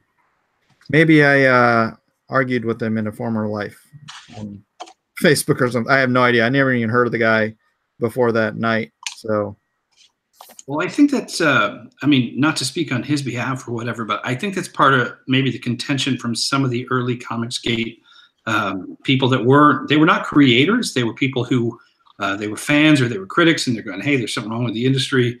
And they kind of started coining some of those phrases, or phrases got coined about them. And I think they kind of felt some ownership there. And when they saw pros coming in that were real legitimate pros that have been around for their entire lives, have been in this industry, it's probably, I'm not trying to talk crap either way, actually, but it would make me probably pretty jealous to feel like, oh, if this is kind of my identity, and then I see a bunch of guys that come in that I really can't compete with, except for the fact that I just stopped being a jealous bastard a long time ago because I was in music, and there's no point. There's no point. There's always somebody better. well, So if you guys are creators and you're listening to this, anybody listening to the stream, let me help you out. If you have jealous issues or jealousy issues, don't be in a creative medium because it'll just bother you. Like, check your ego. Just check it. Don't worry about it, because Mike Miller is better than me. That's why I'm paying him, and he's not paying me to draw. And it doesn't hurt my feelings to say that. It's an honor to get somebody like Miller to draw a book for you, or to draw a cover for you, or to draw a sketch for you, because he's a professional. He's been doing it for 35 years. Yeah, that old, jeez. No, I would say 74 years. And I think that's about right. And look at him. Mike is really old. He's so old. But now, if we're actually looking at the camera, look what he's doing there. In the time that I'm sitting here drawing a cover, which, by the way, I did sketch out a cover. It's not a tight pencil, but it's still just like it's a light pencil cover to give Mike kind of an idea of what I was going for. I don't even think you can see it. Meanwhile, yeah, you can't even really see it. Meanwhile, he's dropping ink. And he's really good at it. He's really fast. Well, This is being complimentary to Mike. If he kicks my ass, it's my fault. It's not his fault. And that's the thing about the ego thing that really doesn't help anybody in Comicsgate. Don't let it bother you that somebody like Ethan Van Sciver can come in and make you look bad at drawing, because the guy's been dedicated to what he's doing for longer than a lot of you have been alive.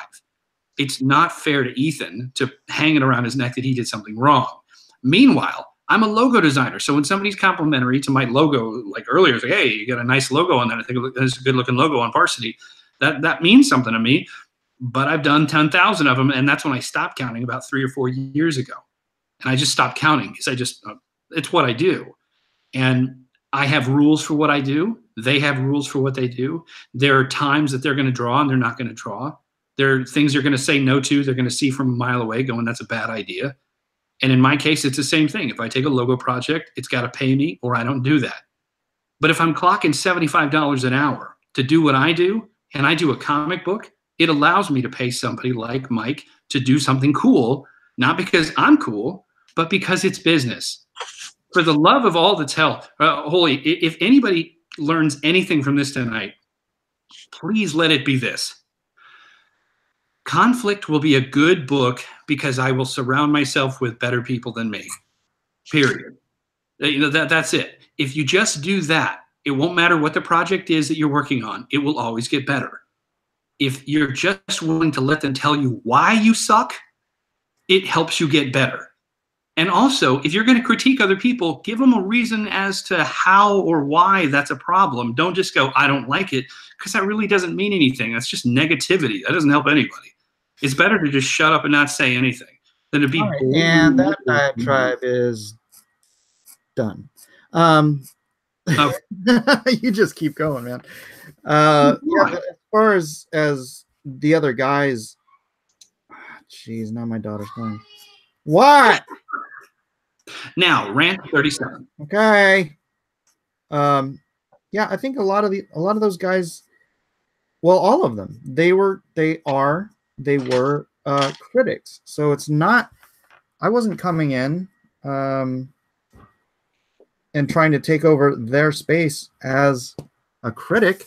I'm not trying to do their job. I do not critique other professionals' works. That's I don't even do it to I only do it if somebody like personally asks me to critique their work. So yeah, I was not taking over their space. I think Cummings coming after me. People are calling him things in the chat.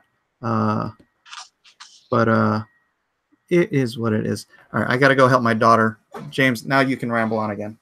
Yay! So we're going to ramble for a moment. All right, so let's take a look at what he drew right there. In every panel, there's movement. There's a point.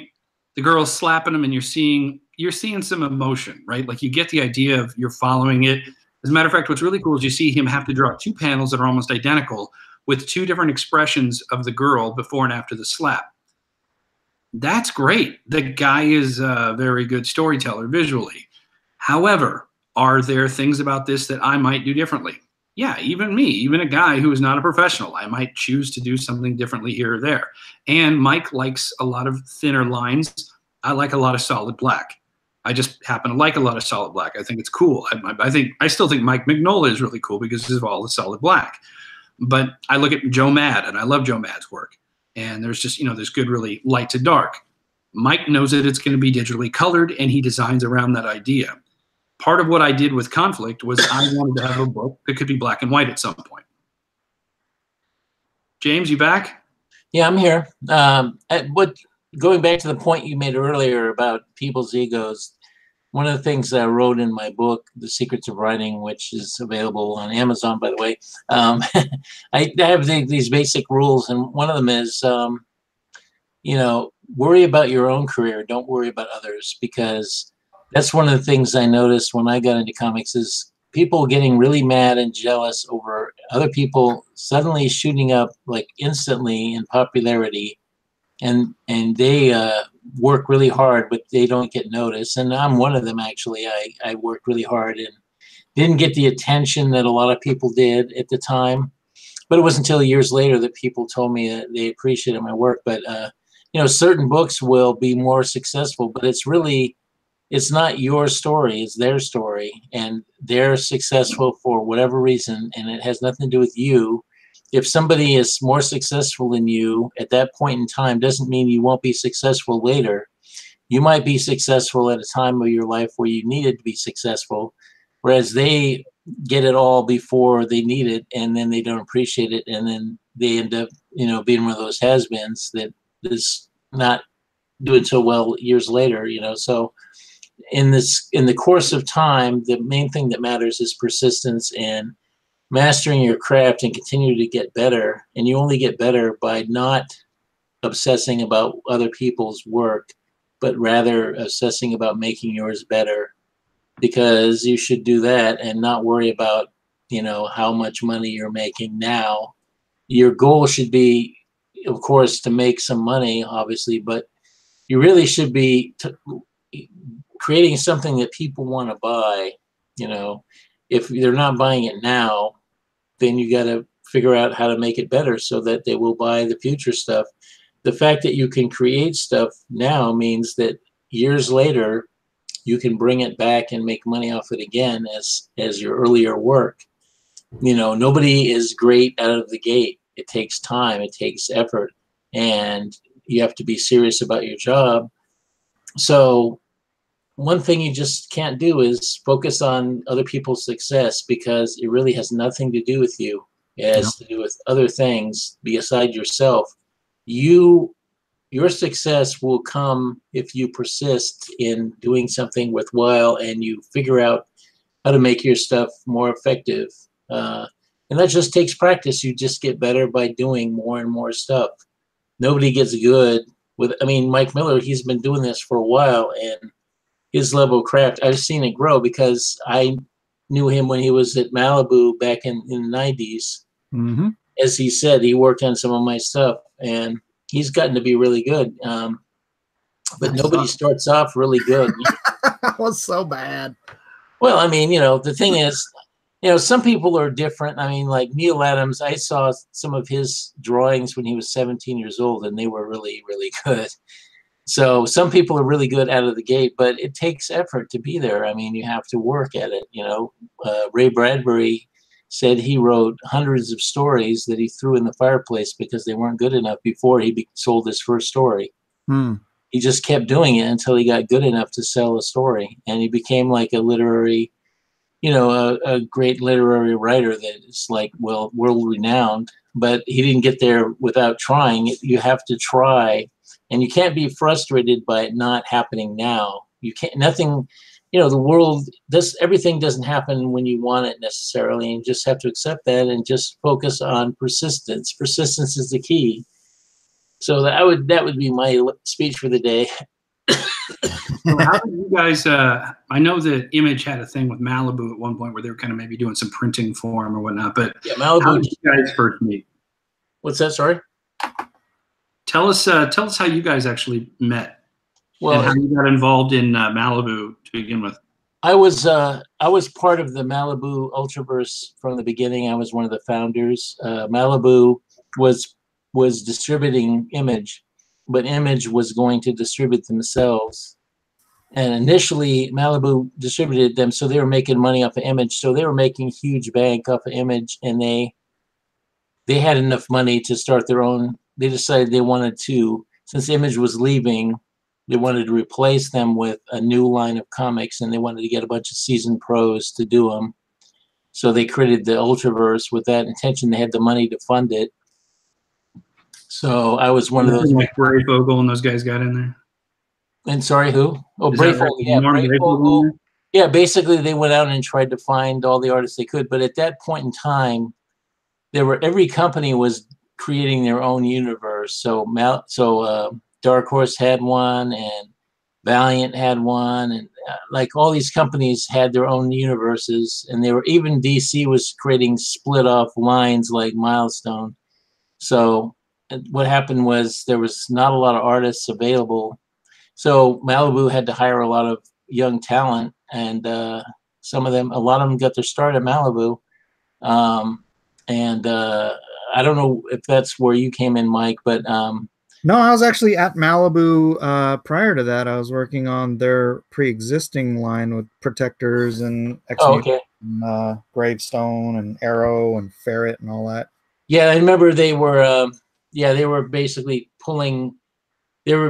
strip mining the Protectors universe, because those guys, they sort of like were being shoved aside and their stuff was kind of being ended so that they could use the talent from over there on the Ultraverse.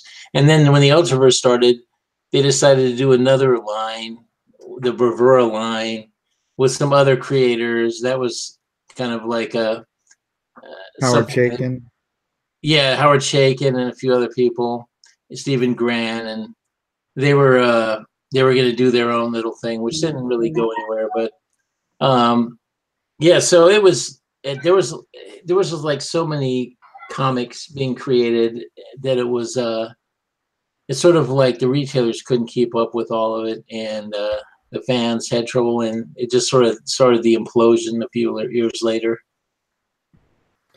And then Marvel bought Malibu and gobbled them up for their coloring studio. So did DC pick up Wildstorm partially for their colors? No, they picked up Wildstorm for Jim Lee. Yeah. Jim Lee, he was probably the most businessman mentality person at the Image company. I mean, I'd say he's the business smarts over the other ones. Although McFarlane seems to have been made pretty good for himself. But yeah, Jim I got in a fight with Jim once, and he got mad when I said, I get it, dude. You're a businessman. He just seems like that mentality. I mean, I don't know. But anyway, he's pragmatic, I guess you'd say. So like, I think he saw the writing on the wall that, Image was a bunch of loose cannons, that they were behind the scenes. It was like craziness going on with Liefeld and everything.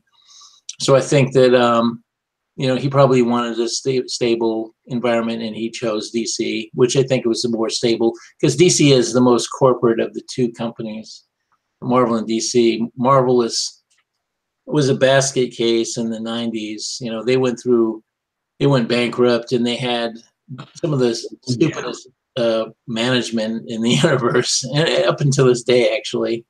But I mean, like that Bill Jemas and all those guys that were running Marvel, it was crazy. Yeah, I'm not going to lie, there were a couple people there that I would have loved to kick directly in the nuts because they made some decisions that affected my life and my career, and I wasn't even at Marvel. Like, God, man. How'd that happen? What did? Well, it turns out when you file bankruptcy for like the second time in 5 years or so, where you're like, oh crap, trying to hold on. Yeah, other publishers kind of clinched their butts on stuff a bit. Well, the thing is, it's disturbing is Marvel has been sort of like the biggest moneymaker for the industry, and it's sort of the industry revolves around them for the most part. When I got into comics in the early 80s, I got into comics professionally in '85, but I was around the periphery of it, you know, in the early '80s, because I wanted to self-publish even back in '81. But one of the things I learned is that Marvel, first of all, they had this attitude that only they know how to do comics, nobody else does. They also had this, I mean, the people that worked there, that was their mentality, their culture. And then the other thing is they think that both Marvel and DC, they tried to squash the little guys. So they were always trying to bury all the independent guys and use their power to kind of push everyone around. And they just look down at all the other independent companies. But Marvel was really bad in that regard because their management was a mess. And, you know, DC, for all their faults, which are many, but you know, they had a steady management at the hub for decades, you know. So Paul Levitz and what's her name now? I can't forget her name. Anyway, they were like running DC, and they were a stable kind of company for the most part. And so I think Jim Lee just made this right decision to go with DC. Although I think, you know, he basically sold out when he did that. And unfortunately, when he sold out, he also sold out people like Alan Moore, who had just made a deal with his company to do those ABC line. And when he found out that DC bought them, it really upset him a lot. Because he wanted to get away from DC. He really hated DC. And that's a whole interesting story in and of itself. But you know, he honored his contract with Wildstorm, so he stayed until his contract was done, and then he quit. But he also wanted to make sure that the artists that worked on his books didn't get shafted, so he, you know, he stayed there to make sure that they continued to have employment. But he didn't want to be there at all. But yeah, DC. Anyway, Marvel, Malibu. Marvel bought them, and then they just started like getting rid of people like me and others, and just replacing them with their usual, you know, hacks and people that are just like what I call the self-fulfilling prophecy writers. Because back in the 90s, the industry was only hiring certain writers, and it was like a handful of people that would get all the work, and it was like and they would get to work because the editors thought they were hot writers. But if the same people get all the work, then it's a self-fulfilling prophecy. They're hot because they're the only ones that can get work. It's not because they're hot, because all their books aren't necessarily doing that great. Like Warren Ellis, for example, he got to do some of the DC books. Malibu books, and he was doing a lot of other books, but his books would only last like 8 issues, or I mean, most of them. He had a few that he did with Image that lasted longer, but you know, he didn't really have that many books that had like long running, you know, runs, except for Transmetropolitan. That was his only like hit. But so, you know, that was really frustrating. But you know, I just kind of got out of comics after a while because I just wanted to make a steady income again. And fortunately, I have background in computers, so I went back to that. Even though I never wanted to do that again because I wanted to do comics for the rest of my life. Right. But you know, if it wasn't for DC buying Wildstorm, there would be no IDW. Interesting. Yeah. Well, that's it. I mean, you create a vacuum, it'll get filled with somebody else. You know, that's what we're doing, and they're creating a vacuum because not only are they abdicating the throne with their poor quality product, and IDW, for example, having gone SJW, they've managed to kill themselves. They're really dying off. These companies are just dying off because they're not getting the message that people don't want that kind of stuff, you know, and they're trying to force it on us. And, you know, do want it. You do want it. Yeah, you're a toxic fan for not liking these books that call you evil, you know. I mean, these books just basically denigrate traditional culture and tell people that they're evil for existing. Because here's the thing, it's like from the mentality of the leftists is that they want to somehow kill off the previous culture and replace it with their own. But you know, the thing is, you can't do that the way they're doing it. Especially, they're trying to do like a cultural revolution by making everything, deciding what is good and bad, and you know, that sort of thing. It's not going to work. What they're going to do is damage. A lot of people are going to suffer for no reason, and a lot of people are going to have a lot of hardship for no reason. But eventually, it'll shake out. But it's just, I just hate going through it. But you know, it's like being a student of history. I've seen this kind of craziness. It happens throughout time, and just like you know, if you want to use that horrid cliche of Nazi Germany, I mean, basically, you know, a bunch of people decided that these people are bad and we're the good ones, and from now on, everyone has to do what we say. And they were only got into power because of some just fluke of politics at that time. You know, it's the same thing where they assume their own power is greater than it actually is, and when they find out the reality of what it is, it's going to be too late for them. You know, they're gonna find that they really were making massive enemies out of people that would normally just want to be left alone. They didn't want to, you know, they just wanted to live their lives, and instead, when you try to attack a bunch of people who are just harmless and tell them that you have to do what we tell you from now on, they're going to revolt. You know, I mean, it's just going to happen. And of course, they try to control it by controlling social media and the media itself. The media itself is pretty much controlled, and it's just the messages that it sends. They're just, you know, created from a factory of, you know, it's just basically everyone is given like a script to say. I mean, if you look at all the news channels, they're just saying virtually the same script over and over. Oh yeah, did you ever see that video where it compiled all those different news anchors saying like the exact same thing on the exact same night? Yeah, it's all a script, and it seems funny, but it's not funny because it's horrible, really. Yeah. But yeah, it's they're pushing. They're literally telling people what to say. They're working off of a script. It's talking points. You know, that's the thing. I noticed it. Ever since the first Clinton administration, is that that's when it really started. Because what happened is Clinton wrote some laws that consolidated media, that allowed media companies to buy up all of these other companies. There used to be there was a law that prevented that. So what happened is you ended up with like a handful of media companies that own all the media channels, and so they're able to control like mass media to the point where it's just, you know, you can't escape their ridiculous propaganda no matter where you go. It's got to shake out eventually.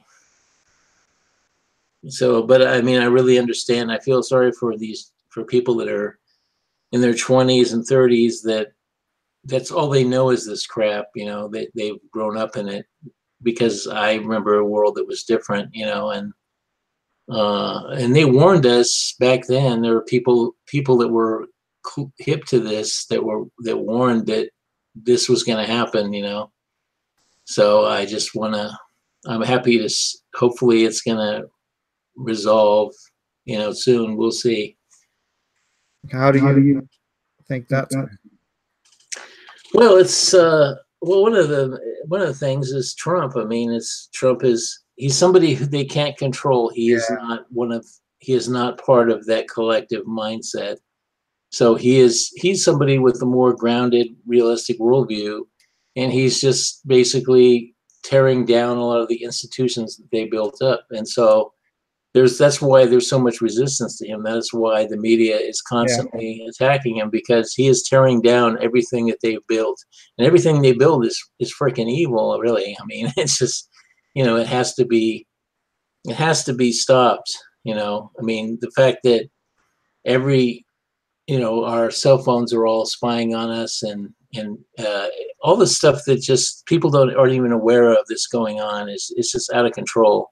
Our freedoms are just really being whittled away, and our constitutional rights. And the Democrats just wanted to, they expected Hillary to win, and they expected to just whittle away our rights, like gun rights and everything else. They wanted to just end that stuff. They're still trying, and you can see that they're still trying to maintain control, but they're losing it.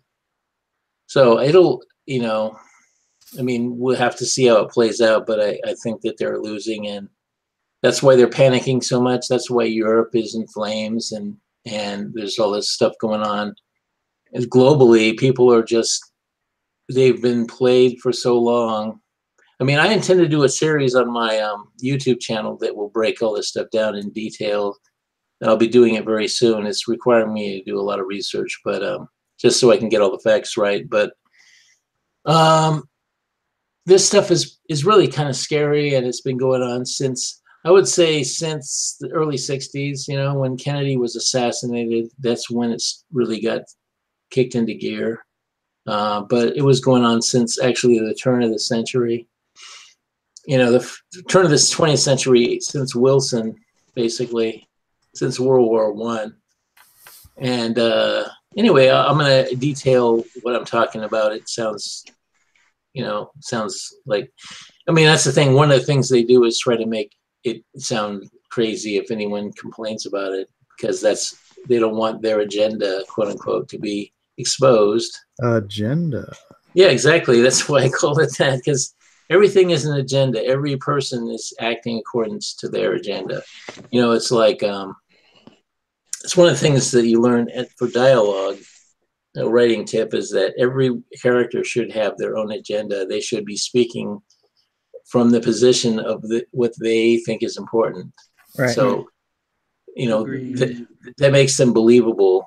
If they're just spouting what the writer wants them to say, it's not believable. That's why you can tell bad dialogue from good dialogue. Yeah, I keep trying to tell Nasser that, but he doesn't listen. Yeah, well, you know, it's really a fundamental thing. I haven't got to the dialogue part of my series yet. I'm still working on story structure, but when I get to that, I'll be getting into that stuff in detail on my series, Creative Secrets, on my YouTube channel, James Hudnall. James, go on. You have a YouTube channel? What's that? I said, you have a YouTube channel? Yeah, I do. It's James Hudnall, or it used to be called Esper999, but I changed it, so you can probably get to it either way. By James Hudnall or Esper999. And I just did an interview with Val Merrick that's pretty cool. You should check that out. Cool. Yeah, it's I'm going to be interviewing a lot of people, including I'd like to talk to you and a bunch of more people. And basically we'll just talk about the, you know, all the stuff about the creative process and how we got into business, and all the little background stuff people don't normally hear. Yeah. Just kind of make it interesting. Because I'm just like, I'm not a phony, so I just tell it like it is, and people can speak freely with me because I'm not, you know, one of the things that's annoying is a lot of people that that talk are just sort of like repeating a script, you know, like we just talked about. But I mean, like a lot of people, they just play it safe and they just say, you know, basic generic stuff. That's one thing I don't watch talk shows or any of that stuff because for that reason, it can get really dull, especially those late night talk shows. They're just propaganda. The ones in the day are too. Oh yeah, no. In fact, Ellen is one of the worst. She was like the only person that got to interview that security guard in that Las Vegas shooting. The security guard that sort of disappeared afterwards. He's sort of like a made-up person, but and so she just reiterating the official story, but that story is nothing like what happened, and it's just a cover-up. And she's just like, a lot of these people are palace guards. They basically, like Colbert and all those people, they're just basically protecting the status quo, and they're just lying to protect the status quo. What do you think happened? Well, I don't know all the details, but I know this, that the floor above the guy is owned by a Saudi Arabian prince, and apparently there were some more that he wasn't necessarily the shooter at all. He was just like, he was a weapons dealer who brought in the hardware. But like, how do you bring in hardware into a bunch of guns into a casino which has cameras everywhere? How is that possible?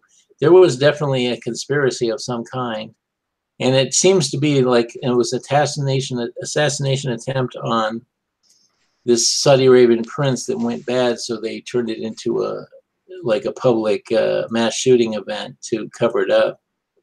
But that's just conjecture. I don't know all the details yet. But that it isn't just like this guy decided to attack a bunch of people at a country music festival all of a sudden.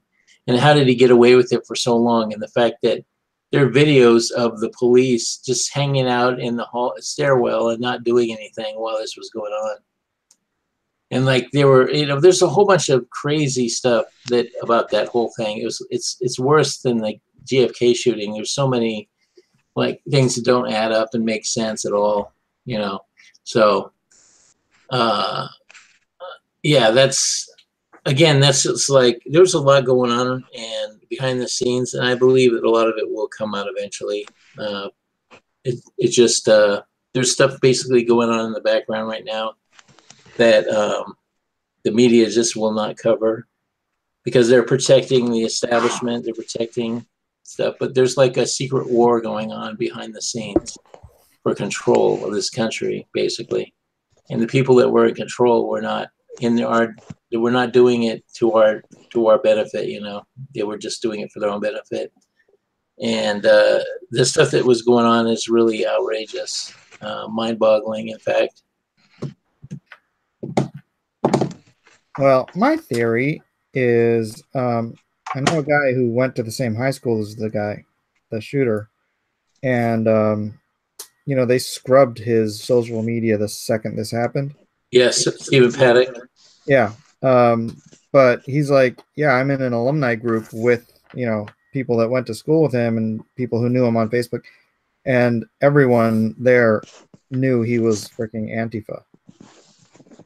So my theory is they didn't want that to get out because, I mean, dude, the Tinder was so hot at that time.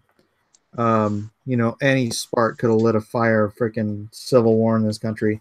And somebody trying to start a civil war like that, you would have gotten copycat Antifa jackasses stealing their parents' guns and going out and doing likewise. Yeah, well, that's the thing. They specifically targeted country music fans, which are assumed to be true. Yeah. Yeah, and then if he's Antifa, then yeah, obviously that none of that came out. Nope.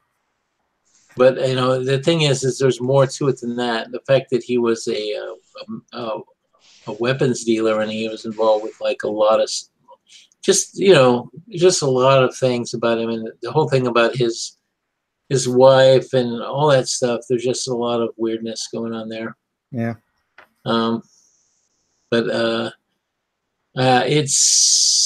it all stems from if you look at the George Bush funeral a couple weeks ago, there was like envelopes handed to like a bunch of the ex-presidents and some of the vice presidents. And when they looked at their envelope, they were like horrified. And suddenly a bunch of those people's Twitter feeds are now silent. And Really? something's going down. There's like some major stuff going down behind the scenes. Yeah, I didn't see that because I didn't watch George Bush's funeral. No, I don't blame you. I don't like the guy personally, but the videos are available on YouTube. People have analyzed them over and over again, so it's actually pretty fascinating. When you see like Laura Bush, who usually has a serene mask, her face is just like the same expression all the time. Yeah.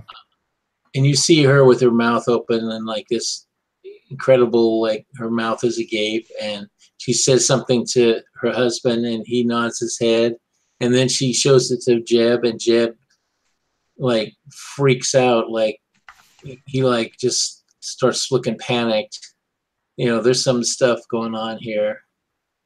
And also the Obamas and the Clintons got the same envelopes, and the Biden, and they do not look happy in those and it's all on film because it was being broadcast. It happened, and it was deliberately given to them at that moment when the cameras were on their face.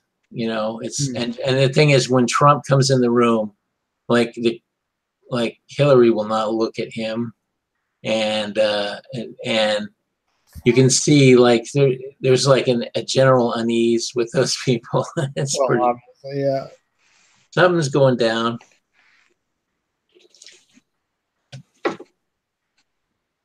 Anyway, I gotta bail right now because I gotta finish what I'm doing before I go to bed. So, All right, James. I appreciate you having me on, and everyone, if you please check out Agenda and my YouTube channel, I'd really appreciate it. Rock and roll, buddy. We'll see you next time. Take care, James. Take care. Bye. Subversive Marshmallow says, someone listens to Q or Praying Medic. Love it. QAnon. Or am I not supposed to say that because I'll get tagged by the YouTube police? Yeah, because that's the first time you've ever gotten tagged by the YouTube police. What are you talking about, man? You know what? Honestly, Mike, you are a blessing to me because I knew I would say things that would offend people. And I was like, I don't know if I can do this Comicsgate thing. I'll be around people in public. And, you know, I don't know if I don't, like, I have a tendency to just be offensive, and I don't really mean to. I'm just being honest, and people don't really want honesty. They want you to pad their ego. And then Mike Miller. What did I do? Every single day you said something where I was like, nope, I'm good. I'm good. Ethan would say something where I was like, yep, I can just be James. I'm good to go. I fit right in.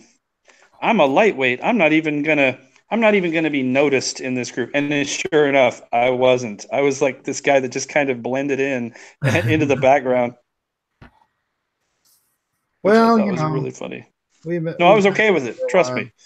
Sometimes you just don't want to stick out, and especially when it comes to the negative stuff. Okay, so negative is a matter of perspective. Well, I'm pretty negative by nature, and it's a bad habit that I've really tried to cure since I joined Comicsgate. Like, I've really tried to be a more positive person, and frankly, just be outgoing and say, you know what, no matter how bad things get from other people, so what? I will be positive, and I won't let it affect me. And just be the Gary V, if you will. Like, I'll be a guy that'll say some stuff that occasionally will piss somebody off, but isn't less true just because they're pissed off. What's Gary V? Gary Vaynerchuk? Nope. Oh, you're breaking my heart. Okay. Yeah, Vaynerchuk is a young business guy who is very much of the mindset, because he was an immigrant that you should just get off your butt and work. Mhm. And he's like, dude, the secret is not that big of a secret. It's just that people don't like it. They just don't want to do the work.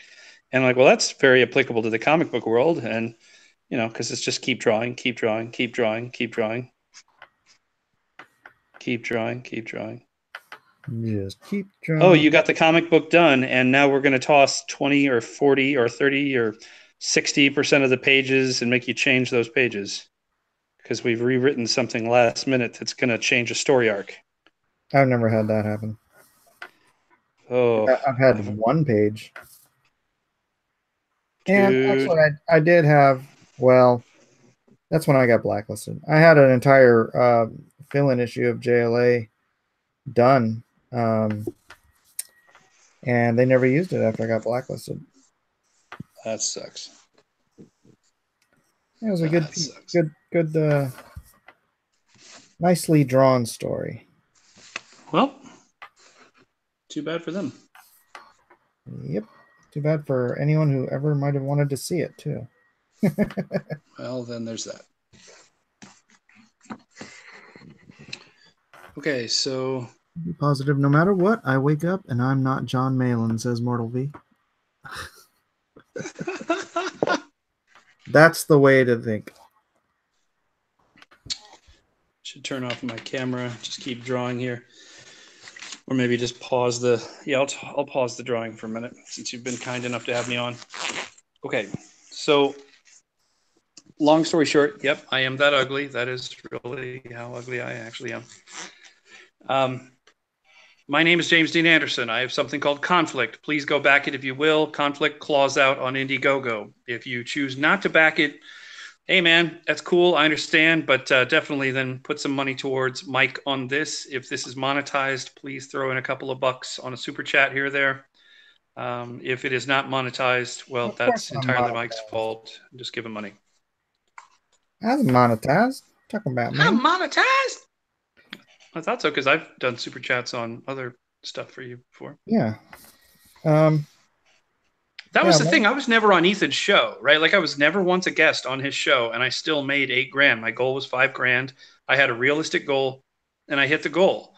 And it's because all the guys around Ethan, there are plenty of you that are very good at what you're doing, and you don't really need to be hounding that guy to get something realistic and, you know, that is still successful to put out a comic book. And I was actually really happy to be able to fund Varsity Comics intro right out of the gate in a way that most indie guys would never be able to do on their first book. And it's important to be realistic. I think a lot of people are not. Right.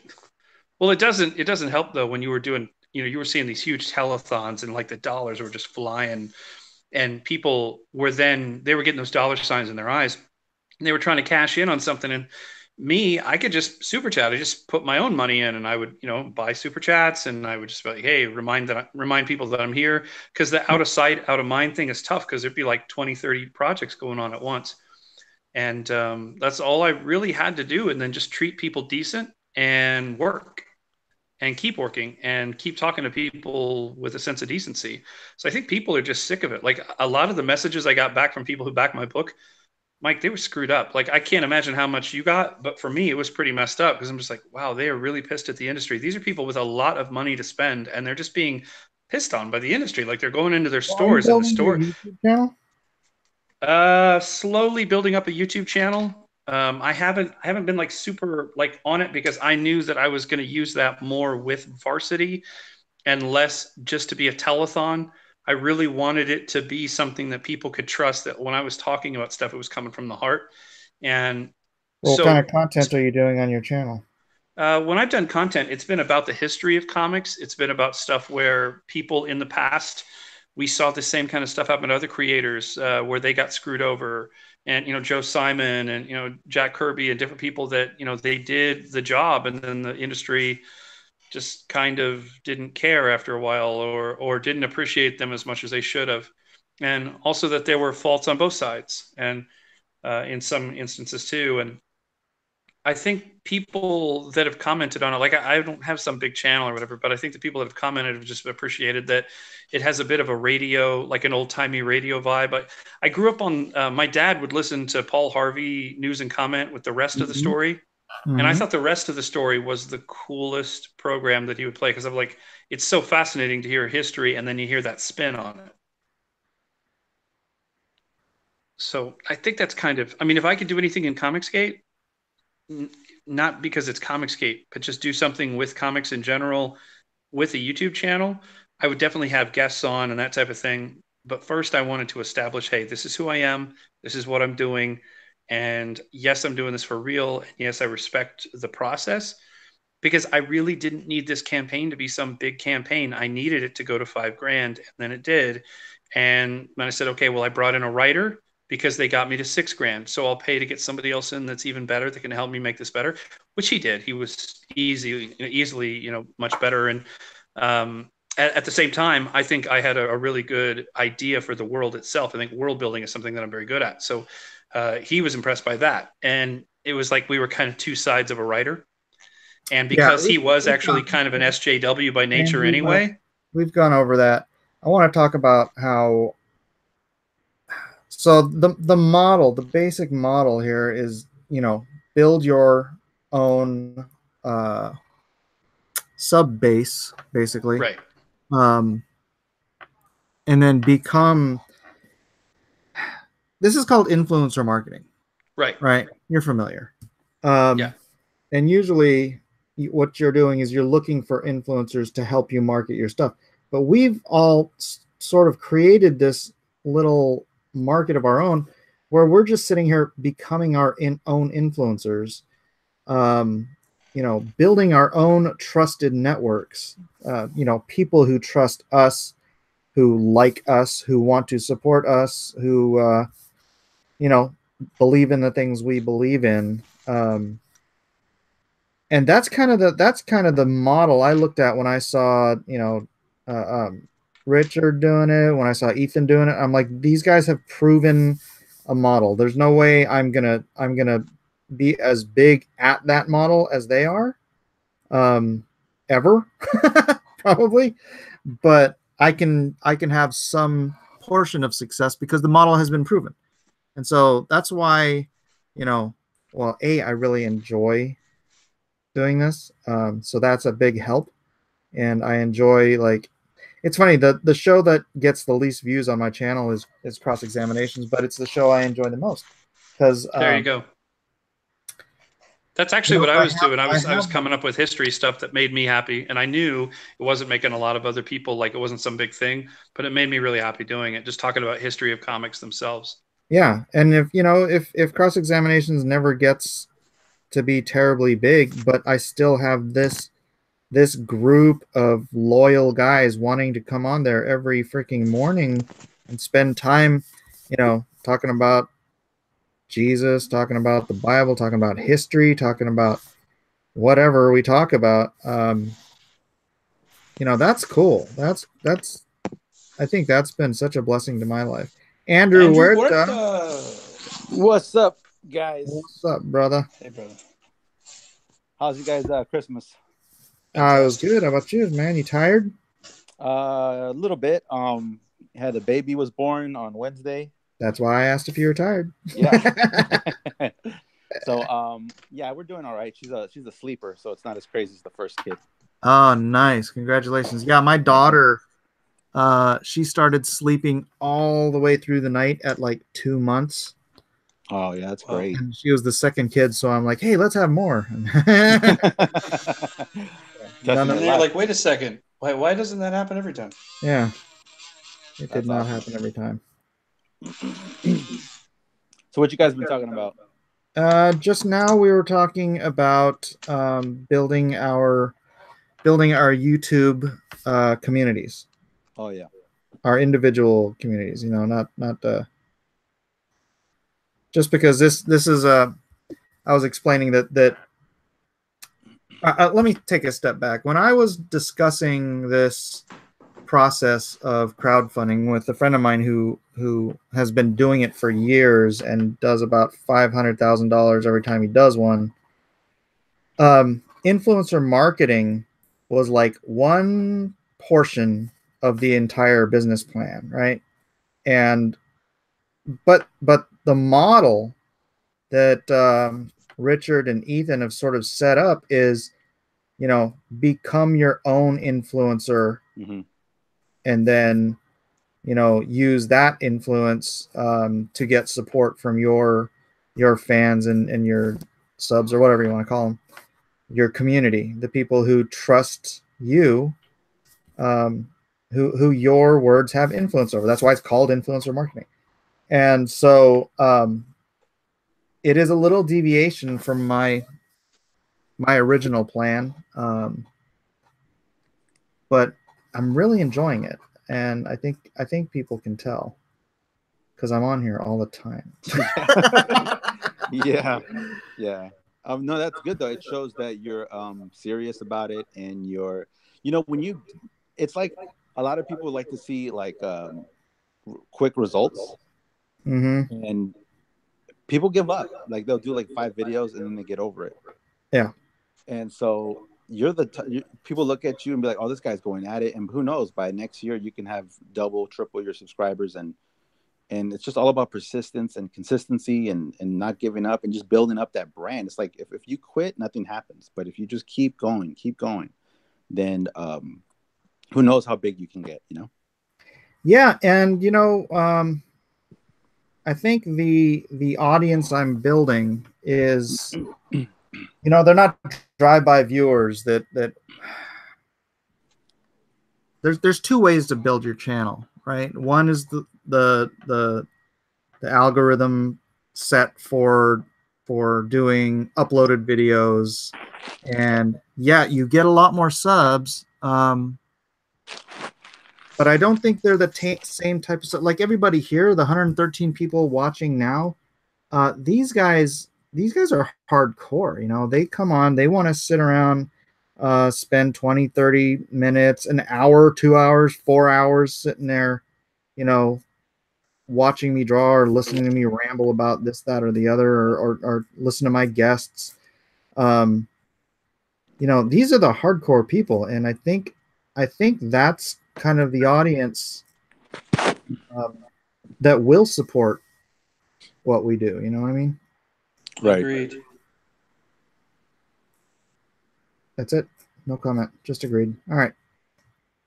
Well, there's nothing else to say. I mean, it's just true. If you're going to sit around and watch a stream like this for hours at a time, then you're probably like me, because I do the same stuff. And the reason why is simple. While this is going on right now, I'm sitting here drawing.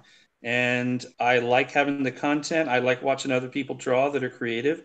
And I like listening to creative people talk about stuff that are funny or interesting, and or you know, comedy. I'll listen to comedy stuff, and something to keep me mentally focused on what I'm doing while still being able to check out that part of my brain that needs the activity. Yeah. And on that, I think there's just a giant vacuum in regards to like this kind of content, because, you know, comedians have podcasts, like car guys have like podcasts, everybody has podcasts except comic people. Like the only ones that kind of do podcasts are comic critics or reviewers, but even that has its limits.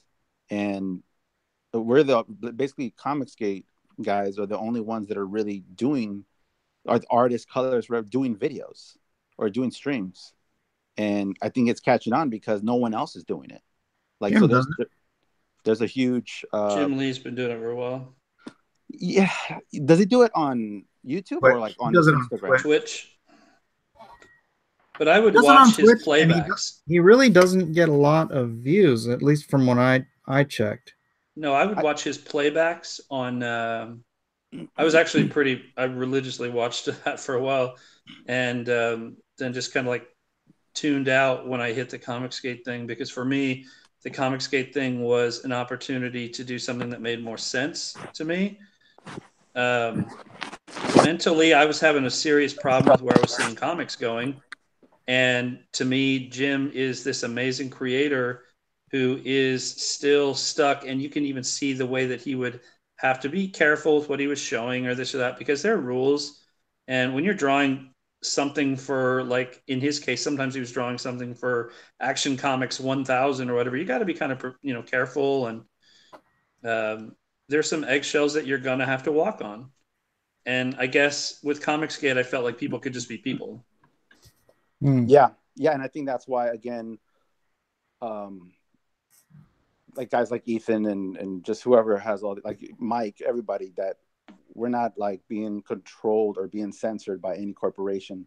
If there's no honesty behind, like Jim Lee's an awesome artist, but there's only so much he can say, and True. there's only so much he can really be on those videos, and it's just not, people don't, it's not authentic. That's why I feel like people always like crap on like host award shows, and it's all feels fake and phony. And then you have but to some degree, though, I mean, as opposed to award shows, you take somebody like Jim Lee, who is, imagine, the biggest actor that you know. They're still working for a studio, and they still do have people they answer to. In his case, it's not quite the same. Where it's like, I don't think he's trying to be a fraud. I think he's trying to do the best that he can within the confines of somebody that's still a guy who has a family and has his parents living with him and everything in one big house, and is going, man, I got to make sure I'm making the nut, you know, like I've got this amount of money I got to make. And he works for DC, not just like an outside contractor. He's a guy that works as some kind of VP, doesn't he, Mike? Some kind of VP position where he works at DC. He's co-publisher. I don't know if they changed that, or he was co-publisher. No, yeah, he's in DC. He is technically DC comic books. So, but I'm just saying, like, people like, you know, like for instance, Joe Rogan's podcast is huge, and that's because he says things and does things that no one else can say or do, because first of all, he's a comedian. He's already rich. They call it FU money. You know, he can do whatever he wants, and he's one of the biggest guys out there because of that. And I've tried to watch, you know, there was the that one podcast where they interviewed Mark Wade. Remember that one? Was it what Nerd? What was that? It was the Nerd Show. I don't know, but I didn't watch it. Well, that's when he responded to like the lawsuit and everything, and it just feels so phony. There's a phoniness there that people can't like grasp onto it. I think maybe Mike and other guys have way more followers and subscribers than that, and that's like a giant corporation. So it's like it's all about people like to talk to people. People want to get to know you and what you think and laugh at your jokes, and it's almost like a connection that's going on. It's like Right. like Yeah. you guys have stated, it's like literally like each video that we do is like a little comic convention in a way. There you go. That's exactly what it felt like. It felt like a cross between going to a comic book store in the 90s and going to a convention in the late 90s, as conventions were starting. I wasn't paying attention. I didn't miss any super chats, did I? I can't see I don't that. know. Looks like no. No. Give Mike some super chats, people. Come on. They give him $5 to say like, no, we don't like you. Don't get any more money. But yeah, I mean, and I agree about, you know, what you guys were talking about the YouTube presence. YouTube is so mainstream now; it's not even funny. Like, it's bigger than TV. It's bigger than anything. And to just promote your work on Twitter or Facebook or whatever, you're doing yourself a disservice. You know, it's like you're just not reaching everybody. And YouTube is so mainstream now that you're gonna get people who don't even know comic books exist. Right. And those are the ones that are gonna help build our books, our community, and everything, because we need to start bringing people who stop reading back in the scene and also get those that never read before. Oh man, that's what we've been doing. Yeah, and the way to do it is YouTube. You know what I mean? And yeah, because like Gail Simone has like 100,000 followers, and only like literally 1/5 of that is buying her comic books. I find that so ironic that people are not buying her books. And this is not a slam on Gail. Yeah. It's more like the slam on the people that are like, well, we like what you're saying. Well, if you like what she's saying so much, has it even occurred to you that that's still a human being that's got to pay bills? Like, it's very weird that people are so, I'm going to be right here and I'm going to hang on every word and literally be very political along with your political leanings on stuff, but don't care that you're starving. Oh, yeah, no. Oh, go on, Mike. Spider-Man, not Bug Boy, for $1.99 says, James, less clothes on the girl characters. This is a There you go. family-friendly show, people. Family-friendly. Customers always right. Less Get it, clothes. Hmm. Andrew, what were you going to say? Yeah, just about the followers. It's like people like to make a they like to blow that up, like if it's a huge accomplishment. I mean, it is, but if it doesn't transfer into sales, then it's meaningless. No, Twitter is terrible for sales. I mean, geez, man, I had Ben freaking Shapiro tweeting out my link, and it really only garnered me like 10 sales, I think something like that. That's crazy. Yeah.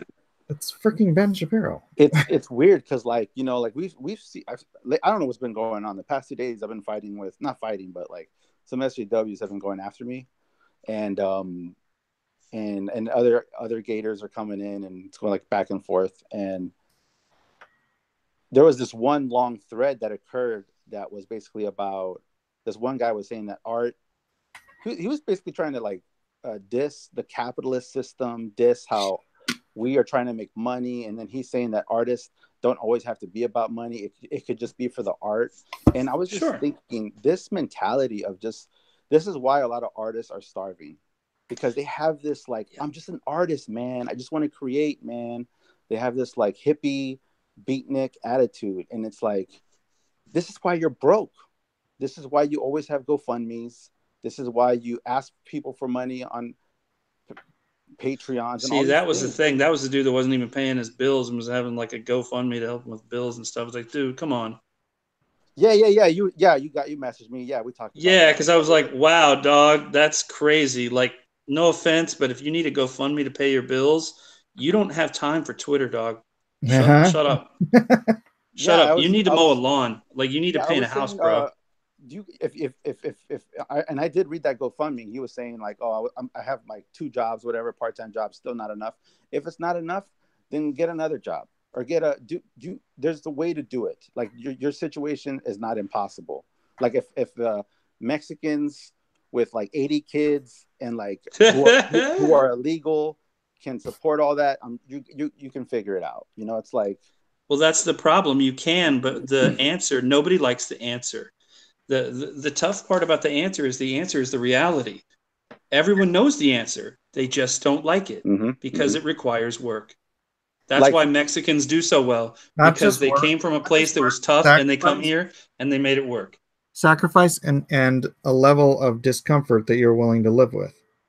There was a very wise saying for a lot of Palestinians that came here, and Indians that came here too, when they first got here, that would just say, hey, I'm willing to work like a slave for 5 years so I can live like a king for, after that. Yeah. And I just think it's amazing that so many Mexicans will come here and work so hard and have so much so fast. And yet people will act like they did something that was magic or whatever. And it's like, they just worked their ass off. Why is that hard for you? Like, because you're lazy, don't take it out on them. It's not their fault that they took advantage of a wonderful country that had this awesome economy. It's like, good for them. They don't have to live in a war zone in some place that we overarmed ourselves. Like, we kind of forget that some of Mexico's biggest issues we caused, and part of that is a drug war. It's like we wouldn't legalize weed. Part of it, which was, are you kidding? If we legalized drugs today, the cartels would be done in 6 months. Yeah, they would be done, dude. There would be nothing to sell. They would have to like. That's right. I don't know. There's nothing to sell. They'll start selling toys or comic books. Who knows? They're still good at selling people too, and that's another issue that I think. Yeah, but that is not a big enough of a market to keep the cartels running. Yeah, also true. That's true. Yeah, there's only so many people you can kidnap. It's not the same as like making dope and then selling that to masses. It's not the same. But like, yeah, like that, like early. It's crazy. This year has been a crazy one for me. I don't even put my personal problems online like a lot of other people do. But in the beginning of the year, I would literally quit comic books because I got tired of the struggle. I got tired of the rejection of the crappy money, the crappy pay. And so I'm like, dude, I have no money to make rent. what am I going to do? Do I start a GoFundMe or do I get a job? I got a job. I was a butcher. I became a butcher for like 6 months. Good for you.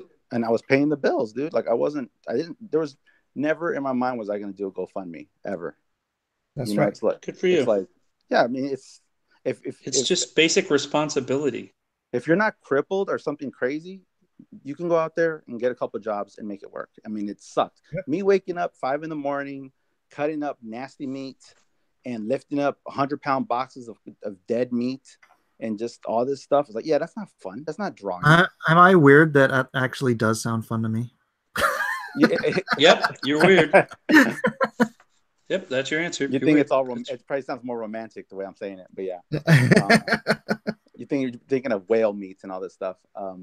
Yeah, you've really never smelled like that until you've smelled like that. And then you can't unsmell it. And then at the end of this like grind, this butcher job, I started getting more gigs again. And then I don't know what happened. It just life decided, okay, this butcher job, you're finished, dude. Here's more work. And I started making enough money to quit it and then get back in the drawing game. And then Comicsgate happened. And then like it lit a fire under my butt.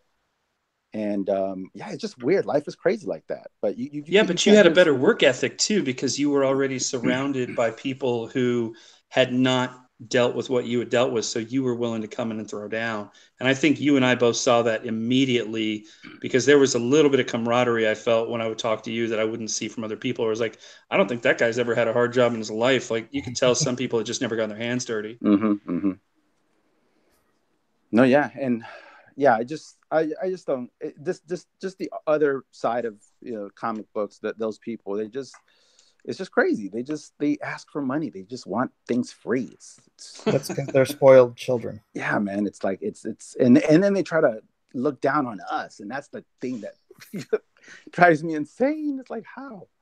But they're not all there. I mean, that's what I think. I don't think they're all there. So you just kind of have to, like, you can fight with them for a little bit, and after a while, they don't. You just kind of have to ignore them, and then move on. Yeah, I was talking to somebody on Facebook today, and he's like going on about. I'm like, why are you wasting your time here? It's like, you're not changing anybody's mind. He's like, I'm fighting the good fight. I'm like, you're not fighting anybody. You're just complaining on Facebook. And I'm like, admittedly, I'm doing the same thing, but at least I'm not, blind to it. It's like, yeah. Thinks he's like fighting some noble war, but it's like, dude, you're just wasting time on Facebook. You're not changing anybody's mind. Yeah, and the difference is when Mike does it, he's smiling because he's laughing at you the whole time he's arguing with you. Yeah, and I love the way, like, Ethan goes a little harder, but then he takes it back. Like, there's a way to do it. Like, but the best way to just come off is just to, like, almost be like, it doesn't affect you. It doesn't affect us because we are succeeding, we are creating, and be like, have a nice day or whatever. Like, just laugh it off, because at the end of the day, no matter how much bad things they want to say about us, we are winning and they are losing. And I think that's also why they're so angry and so hateful on Twitter, is because their lives suck. It's like, it's true. Like, none of them can draw. Their wives are cheating on them. They don't want to get on YouTube. I've asked so many trolls, or not trolls, but like SJWs, to, like, let's talk on YouTube. Let's talk on my channel. And they don't want to do it. No. Like, no, because they know that they're basically sitting there carbon copying a response that had no real depth to it. And it isn't because nothing that they say is based in the thought of caring about other people. It's that they have no reality and understanding of the individual situation. So they try to lump people into an overall vibe. And it's like, that's just not real life, man. I'm not every other white guy. Sorry. It's just, I'm James. I'm James. Yeah, He kills it. If they did jump on some of these channels and they got to talk to us, their little shtick wouldn't work anymore. Like, if you started talking to Donald, Donald didn't vote for Trump, or this or that, or Mike is really nice, and like, they wouldn't know what to say anymore. Their whole thing would just stop working on YouTube. that's why I'm kind of like, I don't know if it's, I hope it happens, but I would love to see us gather at a comic convention, and I want to see what life really, what's really going to happen, because Twitter and the internet and social media, it's kind of an illusion. It's all like an illusion. What happens in reality is the truth, and I want to see what happens when like real people support us, when they don't see Nazis, when they don't see any of this crazy stuff that they're saying. And will these SJWs even confront us? Will they even do anything? Like, I want to see this.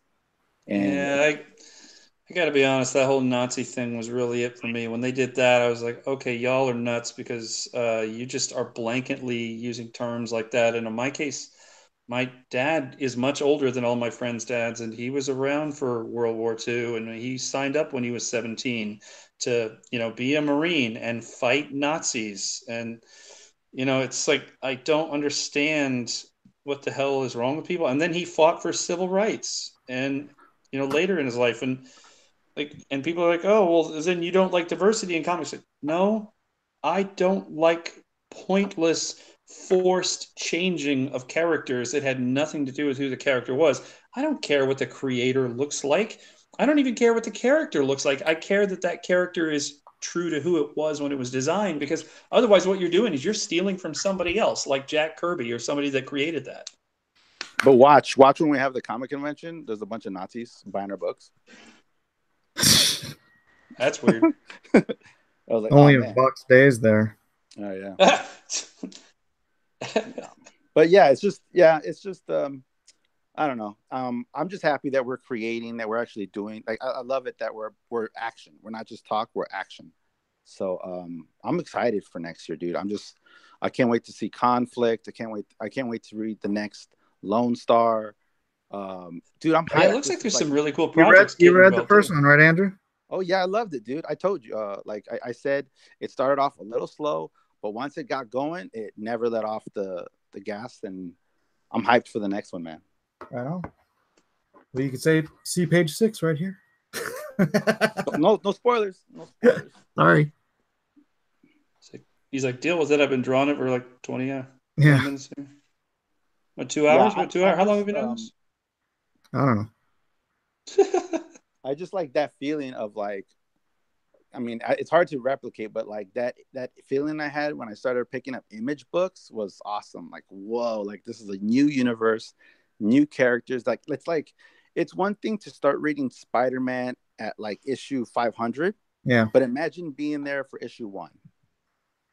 And to be there when the image books came out, when they were all issue 1s, I was like, oh, like it was like, Yeah, I will say that Todd McFarlane really did a bang-up job when he developed the Spawn character in the universe, and Wanda was great. And it's like you wanted him to find Wanda. You cared about the characters, and that just needs to happen more when we write books. People and he need had to care. that life monitor, the countdown that he said, "I'm never gonna let this. I'm not when he's dead, he's dead. He's gonna run out of energy and he's gonna die." I remember that. I wish you would have stuck with it. I do too. He could have started another Spawn, because it's medieval Spawn. You have Spawns from all these different time periods. He could have done another Spawn, but he begged out. There's always a devil to make a deal with somebody else too. Money. Mike, when in your book, Dead is Dead, right? Yep. Yeah, same here. Like, basically, all my complaints that I've had with mainstream comics will be addressed or corrected with Sovereign. Like, people will die. There will be endings to stories. Like, no, like, basically trying to like copy that manga model where like things actually end and new characters new show up and like stuff like that. Like, it makes everything. It makes everything heavier. Like, if people come back, then it's like, what's the point of the death? There's nothing to it. You know what I mean? It's just... Okay, let me put a caveat in here. It's Dead is Dead, sort of in the same way real life dead is dead, right? Mm-hmm. Like, if you lose your head, you're dead. Yes. If you die on the operating table, that doesn't necessarily mean they can't bring you back. You know, Right. that's sort of a dead is dead. So I don't want to spoil anything, but people do die in my book. Right. Yeah, I will actually say that's the same thing with mine. I'm a pretty big proponent of, like, if the reason why I don't watch horror movies wasn't just because I was like scared of some of them, it's because I would always see these characters that you would kill and they keep coming back, and I'm like, then why the hell am I paying to watch this? And it would just piss me off, and I never understood the point of that. I'm like, that just seems like such weak writing. So I just didn't watch them. I didn't enjoy any of it at all. Yeah, that's And why I said, well, Avengers if I do a Infinity book, when they die, they die. it didn't have any punch for me at the end when everybody died, and I had there's people next to me in the theater just gasping and crying, and I'm like, Whatever. they're all coming back. Like, I think that's why Game of Thrones is such a big deal. Because when people die, not only do they die horrendously, but like it's final. I mean, no, it's not in the books. Well, not necessarily. I'm just talking the show because there's a lot of casuals who haven't read the books. Well, I mean, even in the show, the Mountain comes back. He's not quite the Mountain. That's different, though. Those deaths are different. When I say like come back, I don't mean like, you know, Beric, zombie. Beric Dondarrion came back. Who? Beric Dondarrion. Remember the guy with the eye patch?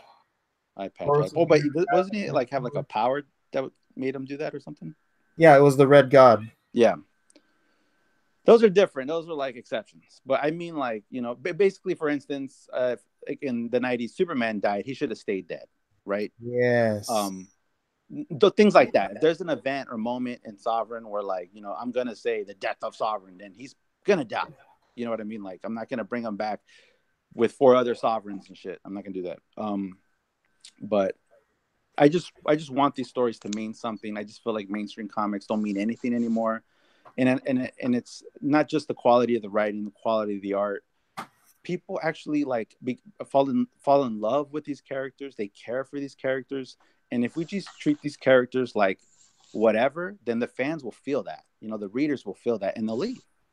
Hey, Bill Tortellini is in the chat. He's a letterer on Lone Star. Cool. And yeah, he makes a good point. Jon Snow comes back. Yes, that one was that was a lame one. But I get it. I get why he came back. I get it. Yeah, he had to. He had to die in order to be released from his vow. Yeah. That made some sense. But, you know, I'm just saying, I think people underestimate how important our comics are, like the Comicsgate comics, because we're actually trying to bring back what comics used to be, like what they actually meant. Remember, for the longest time, when a character died, they stayed dead. I know, like, there was this funny rule, like only Uncle Ben and Bucky weren't allowed to come back for the longest time. But then that rule started to break. Like a bunch of characters started coming back. And even what's his name? Correct me if I'm wrong, but like Thunderbird, I think he died and never came back, right? I think. Yeah, I think he died, and what was that? So like I felt like back then we did grow up on stories where death felt like it did mean something. Like, and that's what made the comic book so great, because what's going to happen in this issue? I'm so excited. I couldn't wait to ride my bike down to the comic store and just pick this up and just learn about it. But if you're in that mentality now, when like, oh, they'll just come back, then why would you care? Yeah. Like, why would you get excited? Yep. Exactly. But you know what was great was when Jean Grey died Mm-hmm. in the Dark Phoenix saga, right? The way they brought her back was great because it wasn't her. Jean Grey didn't die. You know, when John Byrne brought her back in the Fantastic Four, you know, you get this big reveal that it was never her to begin with. And that was cool. I like that. Yeah, if it's written well, if you can make sense of it, I'm cool with it. But they're just basically comics that they just feel like there's no, you know how like before an event would be like every maybe few years, and then before I think, as opposed to every day as a big event. Yeah, every year it's suddenly like an event. So it's like they're you can tell that mainstream comics are getting desperate. I forgot what comic book it was, but I think it was Wolverine or something. But it had 50 variant covers. 36 on Wolverine. Like, wow. And they're talking 36 variant covers on and these are the Wolverine. same 50. I think there might have been 50 covers on Spider-Man. and these are the same people that talk crap on the 90s. So it's just Right. it's just all hypocrisy. It's just like Everything is a cover gimmick. yeah, so I just feel like our books are pretty important. You know, they're the only thing that's going to keep Western comics keep it with some respect and dignity. But hopefully we just keep growing. That's all I wanted to do. So Just keep drawing. Just keep drawing. Right. Drawing. Just keep drawing. Yeah, I'm bringing it back to the 80s. Malin's bringing it back to the 90s. I'm bringing it back to 90s anime. That's what I'm kind of doing. I'm bringing it forward and fixing this bull crap. You're bringing it to 2030, taking it to the future. When the world. No, you know, it really bothers me when they screw with people like Peter Simeti, and it's like, dude, there are people who are legitimately trying to make the comic book industry be something fun for fans. Don't screw with them. Leave them alone. Don't screw with Pete. You know, it's like that's pretty lame. And I don't understand any of this. It literally doesn't make any sense to me because it just kind of screams, you're a sack of crap that never cared about comics because you're going to mess with somebody who obviously does care about comics, that's trying to make things better or trying to run a business, which, by the way, that makes you just un-American to tell them that they can't run a business just because, oh, well, they didn't denounce a YouTuber. So what? He was a freaking YouTuber. And then you told the guy, put it on the shelf and prove it that you can actually sell something. And he did, or he tried to. And you went after the stores. You went after the publishers. So what does that say about you? If you're a grown-up and you're telling a YouTuber they can't put a comic book on the shelf, you're a pussy. That's just lame. Language. I'm sorry. Language. That's lame. That's right. That's language, but it's mine. And I'm sorry, that's how I feel. I don't understand why anybody ever cared about Richard C. Meyer wanting to put something on the shelves. Let him put it on the shelves. They're either going to buy it or they're not. Because they were let him losing. see how hard it is. It's already That's hard why. to do this. You don't have to make it harder. Because they were losing. And they're Yeah. just poor losers and spoiled brats. That's the bottom line. And by the way, I bought his book. I bought your book. I bought Andrew's book. See how that works? It's like you tell us what we can't have, and we end up buying it all anyway. You just give them more publicity on their small independent projects. Every day, there's got to be somebody in there telling us on Twitter about how Ethan is the devil, and I'm just kind of laughing. I'm just like, Ethan is a comic book artist. He's been a comic book artist for a long time. He doesn't do anything different today than he did before. He's just a little bit louder on YouTube about it. And he's been doing it for 25 years? And people are acting. 25. He's and then people are like, oh, he's the devil. You guys are idiots. Yeah. Just none of this makes any sense to me. YouTube is a totally different platform, though, as far as social media is concerned. Because it's, in social media, you have an equal voice with anyone that you are arguing with. But when you have a YouTube platform, you are the voice, and they are ignorable. Fair. Yeah. It's like, unfortunately, because I've been drawing, I've been ignoring the chat. But like, say if I was discussing something with someone, arguing with someone, all I'd have to do is, if I didn't like something I had to say, is not read it out loud. I know. That's pretty great. That's a totally different thing than Twitter or Facebook or pretty much anything else I can think of. Yeah, I can't believe that I had the opportunity to do super chats. That's what I don't understand. It's like you talk about influencer marketing. Well, maybe I don't get a chance to advertise in Cyberfrog. Cyberfrog isn't a book that's out yet. It's one that they were raising money for. And the fact that I was able to get on the guy's huge channel and talk about my book just by having him read something from a super chat, that was huge. Could you imagine? I mean, if we were able to go into a Marvel Comics, issue of Amazing Spider-Man and advertise our comics, Yeah, for like $5. or two. For $2, yeah. I mean, dude, you did it. You put the name of your project in your name. Yep. So honestly, you barely had to pay anything, but you did.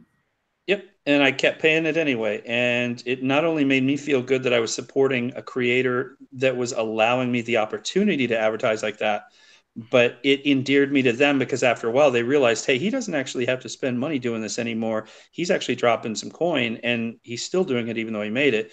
And I wasn't like I was one of those guys that was on the show every day or something like that. I wasn't on Ethan's show. So the fact that I was able to hit my goal and not be a dick about it, it's like Hey, some of these dude, people are hey, just so not on my ungrateful. show, man. Okay, I'm sorry. You know what? I am on your channel, and I do apologize. I cuss a lot, actually, so it's already Pretend weird you're for me Captain to America. cuss. That's right. Just pretend you're Steve Rogers. There you go. How hard is that? Which one? The one that's a Nazi now, or No.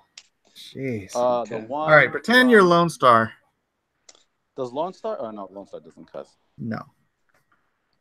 I'll be Lone Star. Yeah, Anohana says, I have kids in the room, angry face. I apologize. You know what? I People come apologize. here. I didn't. People come here I was knowing- thinking about Mike's kids, but I Face- didn't think about the fans who were listening. Yeah. I do apologize.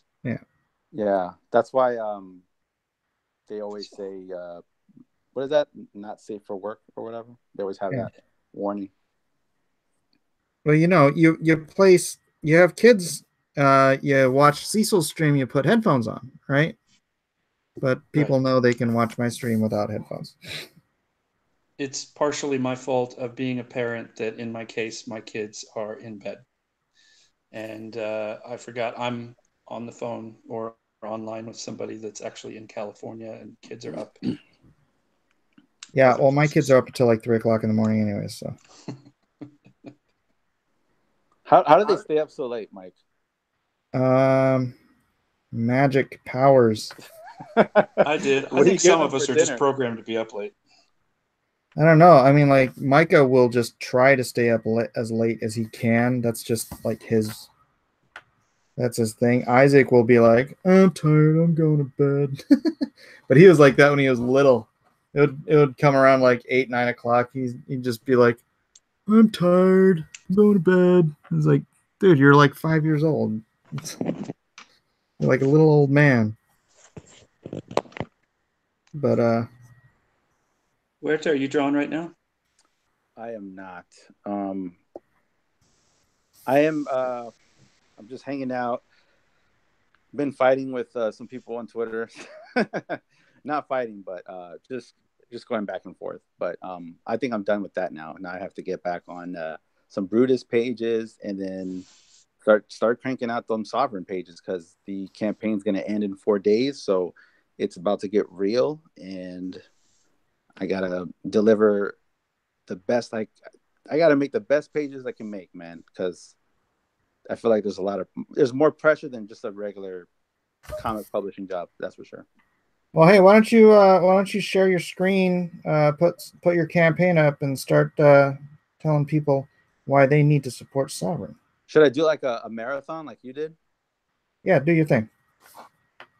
How long was your marathon? 72 hours. It felt like.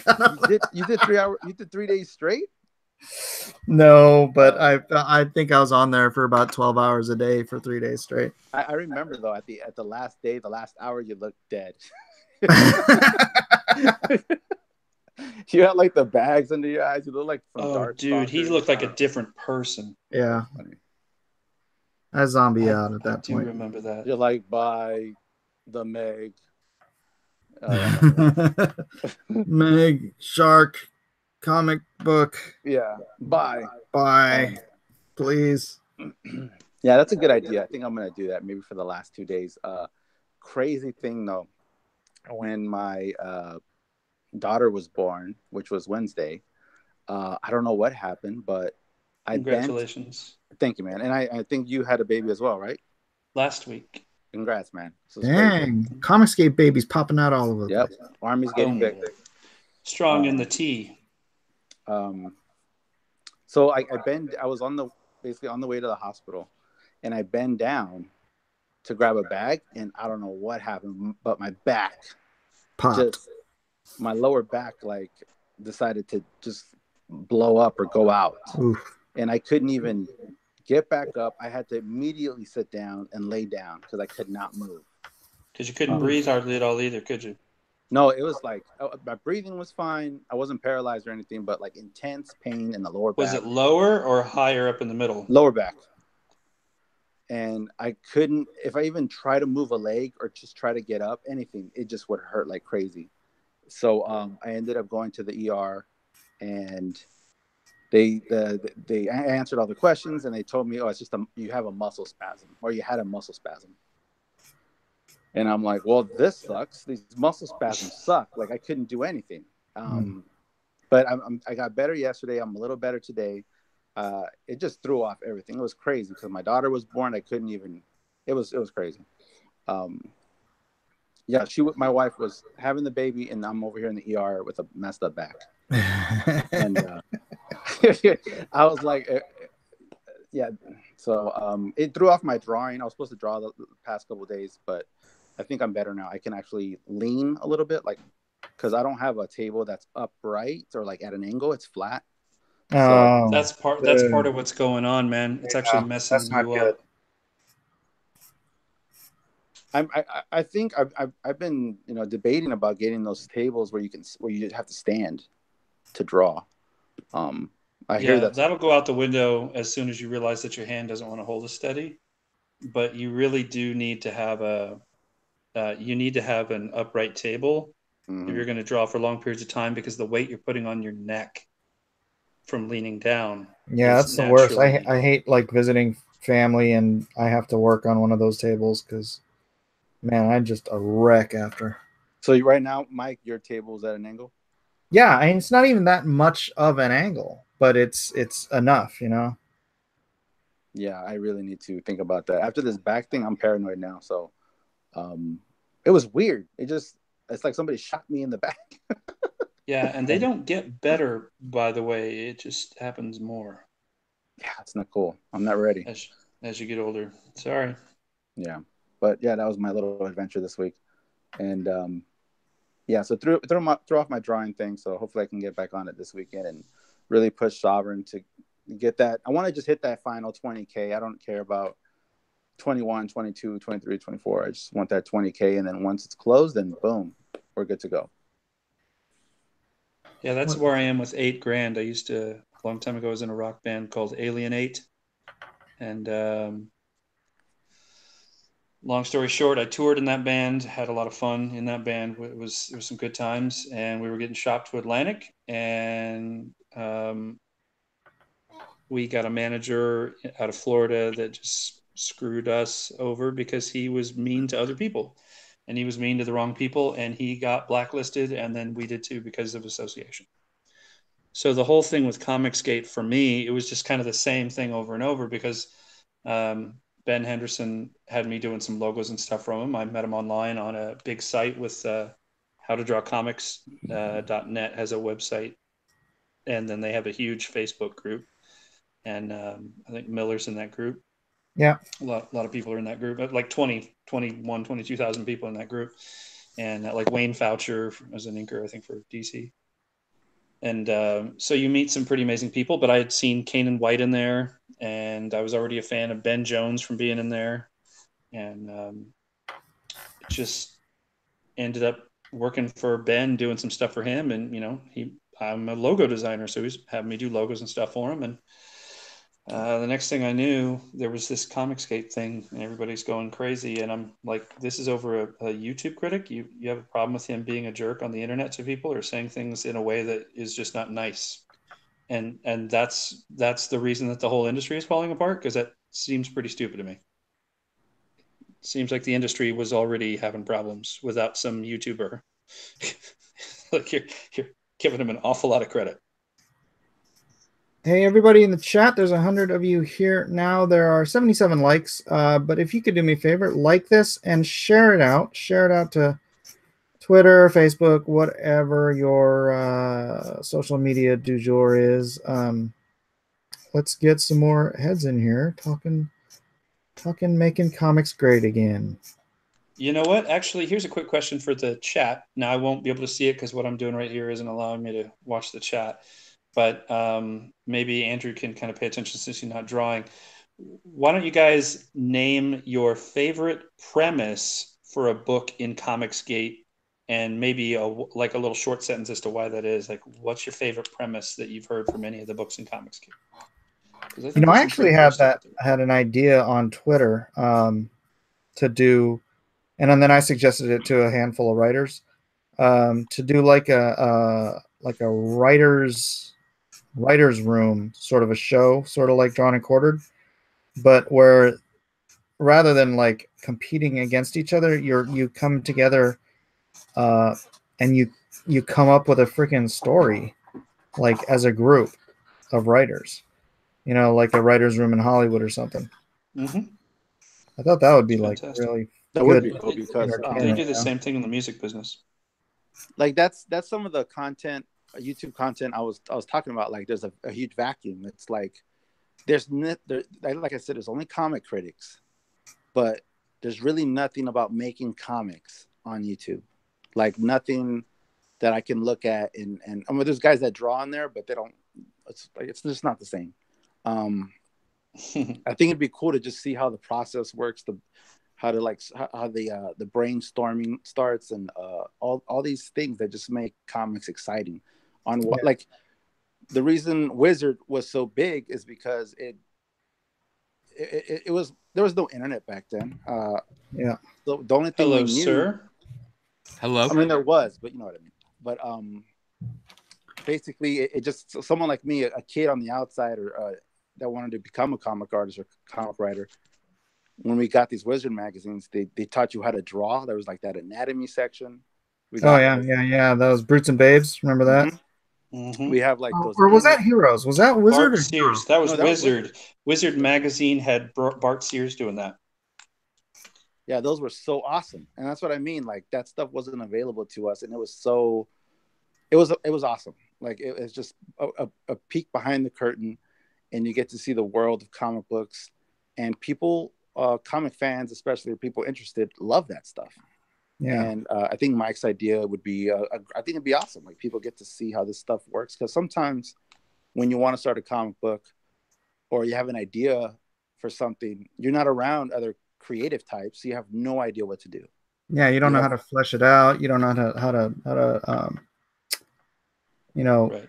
A lot of people just don't know how to tell a story. They might have great ideas for scenes and things they want to happen, but they don't know how to structure a story in a way that keeps an audience retention, other than just putting splash pages everywhere and blowing things up like a John Malin movie. The Michael Bay of Comicsgate. Yeah. Ethan Van Sciver. Hi. Yeah, I found your link. I decided to come in. I'm just working. I'm not doing anything big, so I wanted to join you. That's all I'm doing, brother. This is studio time. We are just in our virtual studio, chilling, drawing, talking comics. What page you on, man? I'm doing a double page spread. I think this is page. I think it's 16. It's the opening of Blood Honey is a big origin thing that I went back and did. So I'm still working on this reveal of over the mic of Salamandroid meeting Chelsen. So it's keeping me. Can you get that closer? Yeah, I think so. Massive. Not really. Damn. Yeah. So big. Cool. That's cool. Yeah, so that's what I'm working on. Awesome. And I think after this, I think I got 8 more to go. Are you doing your pages in order? No, I'm doing them as scenes. So, you know, that way I'm able to kind of flesh out a scene. Like if I wanted, like this was going to be a splash page, and then I decided I wanted it to be a 2-pager so I could show the length of Salamandroid's tail and all of that. So if you just break it down into scenes, then you can make it. It doesn't have to be 48 pages. It can be 50 pages. It can be 52 pages. Right. You know, whatever you want to do. It's my book. You know, it's like I can. I'm not rules. Yeah, exactly. It's much better that way. It's more fun. It just feels more open. And you know, I showed Andrea. Andrea came down and just watched. Like I flipped through the book and I just showed her the storytelling, and she was like, "Oh, that's what you're doing." It was great. It was great. How was your Christmas, man? It was nice. It was really, really nice. I got a lot of Star Wars stuff. I got Jabba the Hutt Lego set that was discontinued. Yeah, Dope. I got Han Solo and Carbonite from Sideshow. Nice. It's so nice, I'm a dude. little jealous. Yeah, it really is nice. I'm trying to collect everything Jabba's Palace, you know. I got let's say I got the Black Series Jabba. You know, stuff like that. You'll get along with Eric Weathers. He has a respectable amount of Star Wars goodies. Oh, really? Yeah, Eric Weathers is a solid Star Wars artist. Like he's a hell of an artist. But James, what happened to your microphone? Walk away from it? No, actually, I switched things over to the phone and I was actually broadcasting through the laptop, and it was just getting in the way of how I was drawing. So sorry if it doesn't sound as good, but that's all right. Nobody wants to hear me anyway. Is everyone drawing? James Dean's drawing. Is Andrew Huerta drawing? I am not drawing. Andrew, my back, you missed it, but my back is messed up. What happened? I had a daughter that was born on Wednesday. Congrats. And, thank you, man. Basically, we were going to the hospital because my wife got a C-section, so we were on the way. My wife was already there, but I was getting the bags at the house. I bend down, and it's like somebody shot me in the lower back. I just went out. I just laid on the floor, and I couldn't move. Had to go to the ER, and currently I'm taking pain medication, trying to recover. That's the worst, man. When you hurt your back, that is the worst. That puts you out. That puts you out. Yeah, I couldn't move. I was like, you guys see that Dragon the Bruce Lee story? Yeah. Yes. I was Bruce Lee, like in that when he got kicked in the back. That was me. You were in that contraption upside down. I wasn't in that thing. That would have been cool, you know. Yeah. So it was crazy. I felt useless. I felt like I don't know. Like now it's just crazy. I couldn't do anything. And I'm not even that old, so it was like all new to me. I was like, oh my god. So. Well, I hope you get better. Yeah, things are better. I can walk now. I couldn't walk for the first 2 days. Oof. But I can walk now. I'm actually going up the stairs, doing all these things. So I'm trying to just take it easy. And then once I feel like I'm a little better, and then I can start drawing and start cracking down on these pages again. That sounds good to me. Hold your baby. Oh yeah. And I'm.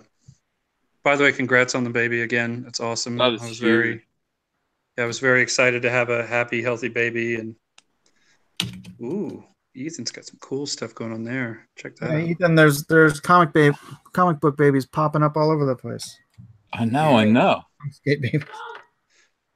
I don't know if I can get this thing to mount properly. Let me think. Is there like a tripod type contraption for, holding iPhones over Yes. drawing tables? Because mine is, I have the clamp one and it's just not good. Oh, it's not? I use a clamp. Yeah, mine, it's just, I don't know, maybe mine's worn out or something, but it's just kind of moved. Is it the clamp itself, or is it the neck that's too weak? It's the clamp itself that's attached to whatever it is, and then also the actual wire is weak. Yeah, so, there's weaker ones and there's stronger ones. I can email you or I can message you the one that I got. It's pretty strong. Cool. And yours doesn't move, right? No, it's only like $14 too. It's not like it's awesome. Yeah, I wanted try to get a good setup so I can start doing more streams and all this stuff, you know. Yeah, man. All right. Sorry, I'm using the weaker mic right now, but to be honest, I was there too. Like, I just wanted to throw this on the phone and not mess with it. I'm actually really grateful that you guys are having me on the stream right now, but super excited to see the books, guys. I bought a book from all three of you. Can't wait to see them. I'm excited. I really thought about it, and I was just like, I'm gonna wrap this thing up. I want to get this thing done and out. You know, it's like I've been enjoying this, but I kind of want to start Rainbow Brute. So it's time to get Cyberfrog out of here. And not only that, I mean, people are just like, you know, it's never coming out, is it, Ethan? Right. Ethan, you took the money, didn't you? You ran with it. It's never, this book, the whole thing was a long con, wasn't it? Yeah, that was my plan. You know, about the whole like books never coming out, I don't get it, dude. I don't get them. Like, why would we do that? Like, we literally would screw ourselves if we did that. Like, I would do it for $600 million, but then you'd never see me again. Yes, if I got $100 million, sorry, there's no more Sovereign. If I made some hilarious amount of money, I would literally just pay a better artist to do it. Like, there you go, and now you get a better artist. Yeah. Well, you know, the reason why they say that is because Gamergate, or, you know, all these people, they scammed all the money. You know, it's like, I'm watching Gamergate videos now, and I'm learning about it. I'm learning about what happened, because again, all I knew when it was happening was Mark Wade sitting there saying, "If you're part of Gamergate, fuck you," you know. Sorry, I edited my curse, Mike. Just so you know. Thank you, Ethan. So the Gamergate stuff, I'm pretty ignorant on it too. They also had, did they have Indiegogos? Like, what do you mean money? Crowdfunding for videos, like, okay. What happened? Do you know what Gamergate was all about? Do you know how it started? No. I think, was it because like girls in video games or something? I can't. I don't know. Well, I mean, it started out. I think it started out because Zoe Quinn was designing a video game called Depression Quest, and the whole thing is so funny. It really is worth like watching, because you know, she made like a virtual reality, not even a virtual reality, more like a choose your own adventure game about coping with depression, like made of text. So like you read text. You wake up and want to slit your own breasts. You suffer. Do you call your mom, or do you lie in bed, or do you go to work? Like, what, you know?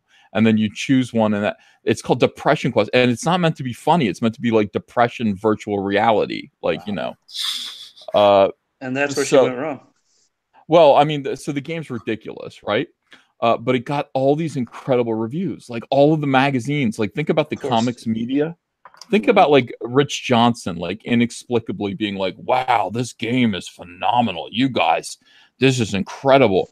And you're just sitting there thinking, this sucks. Like, what are you talking about? Like, this game sucks. Yeah. And then you find out that like her boyfriend, like the developer's boyfriend, comes forward and says, "Listen, you know, she's been sleeping with all of these media people in game journalism. She's sleeping with them. She's having it." And you know, that's the thing. So that gets around. And you know, the whole Five Guys meme kicked off steam.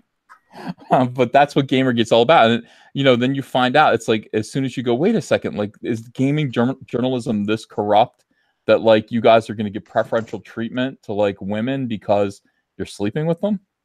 And then all hell blew up. You know? Yeah. Actually, she was part of the actual start of it. Like, yeah. She was. I think she was the head of it. And then so it happened on a bunch of different fronts. It's similar to Comicsgate. You know, there was that situation, and then she cried harassment over it. Just like I mean, you look at the Milkshake Girls; they learned from that situation. And then what is it? Anita Sarkeesian showed up. Like, she's kind of like the which she would be the Renfamous of Gamergate. I mean, essentially. Is she just from the Young Turks? No, that's what is that? It's another Armenian girl. What's her name? I can't remember. Somebody in the chat will know. Google it. Yeah, Google it. But Anita Sarkeesian was just doing all these videos. Anyway, they all did a lot of like, hey, you want to help women get the message out about women? Here's a Kickstarter campaign. Here's a GoFundMe to make this, to make that. None of them made anything. I mean, they made hundreds of thousands of dollars and nothing ever happened. And you see this reflected also in Anti-Comicsgate. All these guys who are like, where are the books? Where are the books? They're doing what SJWs do. They always project.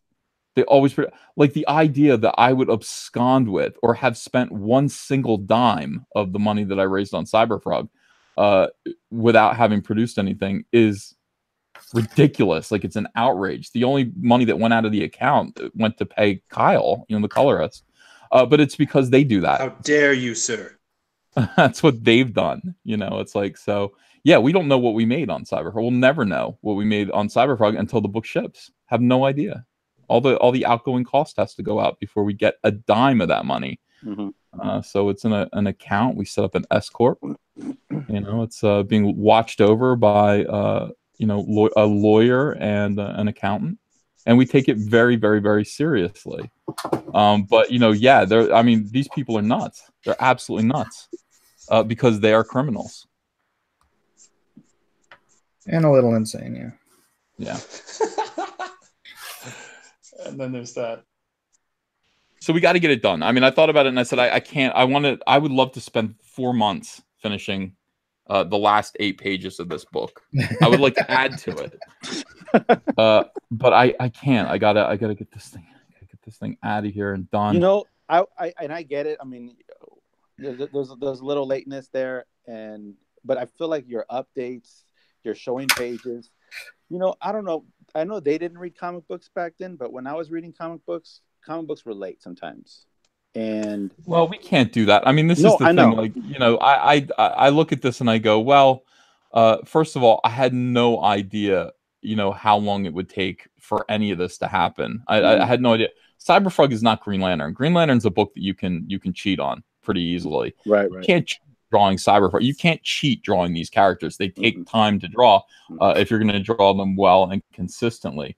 But we shouldn't have excuses like that. I don't want Phase 2 of Comicsgate has to go quicker. We have to anticipate how long these books are going to take to make. I want to get a head start on them. I don't like these guys who say, oh, well, the book is complete. I don't believe in that. I don't think the book is complete and now we're looking for funding. It's like, that's not what it's for. That's not what Kickstarter or Indiegogo are for. You're supposed to be like, hey, I want to make this, but I need your help to make it. But I do want to get a head start. I want to have pages underway for Rainbow Brute, and I want to ship it on time because I want to do this 4 more times. Right. That's the thing. And then I want to actually build all caps comics and have more people come in. So I'm miserable that, it's not done yet. I hate that it's not done yet. But at the same time, speaking as somebody that did spend money on it, I actually bought 2 different Cyberfrog books. And just speaking on behalf of at least one person who's a fan, man, I wasn't a guy buying Green Lantern. I bought Cyberfrog because it was one of the best looking books I'd ever seen. And I just don't care I don't care what anybody says about waiting on it. It's like, if that's what it's going to look like when I have to wait for it, I'll wait for it. That's cool. Yeah, I got some solid fans like you. That that's super appreciated. Like you're going to be a fan of Cyberfrog. You're going to be patient. But I sold 11, almost 12,000 copies of this book, so I can't count on all 12,000 people to be very patient with me. And that's the thing, to be like, hey, I just wanted to be. No, they want the book. They wanted the book in November. They wanted the book the day that they bought it. But the reality is, the company stuff and the drama and the stuff that it takes to get this stuff done, shipping and receiving and printing and just making, getting lettering and coloring, all that stuff, it just adds and adds and adds. And that's what Marvel and DC have over us. They have this infrastructure of experience and all these different little people in place. And that's why I think what will happen is, like, over time, I'll do my best to draw, but I think over time, I wouldn't be surprised if next year I see more people working in smaller situations like all caps, where people are working together so that things just go faster. Yeah, I don't want, like, the whole point for me is to do these books myself. Like, you know, I don't want anyone else to do Cyberfrog. And I'm not trying to say, like, I don't want to say that being late is cool. It's fine. I'm not trying to justify it, but as like also a fan, as an artist, and all that.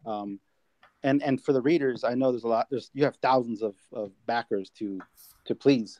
I'm just saying, like, we're doing the best we can, and if it's a little late, I think it's fine. They shouldn't be late, but I think they understand. Like, they're not SJWs, of course, because they backed us.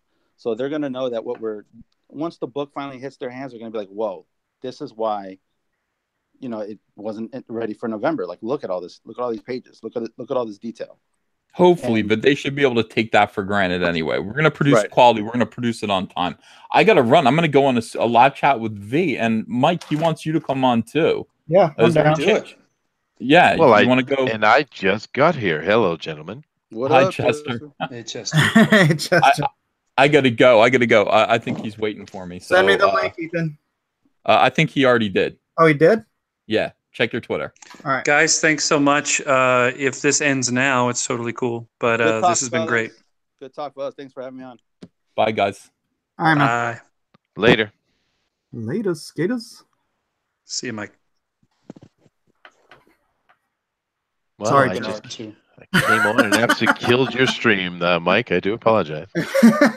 No, it's all right. You know what I'm going to do is I'm going to double check and see, because I'm not sure V. Who's V? V Row. He's got a. Oops, I shouldn't have closed that. V Row has. No, he did not send me. No. Did not send me the link. So I'll just bug him in the chat. Yeah, V's pretty cool. I like V's channel. Yeah.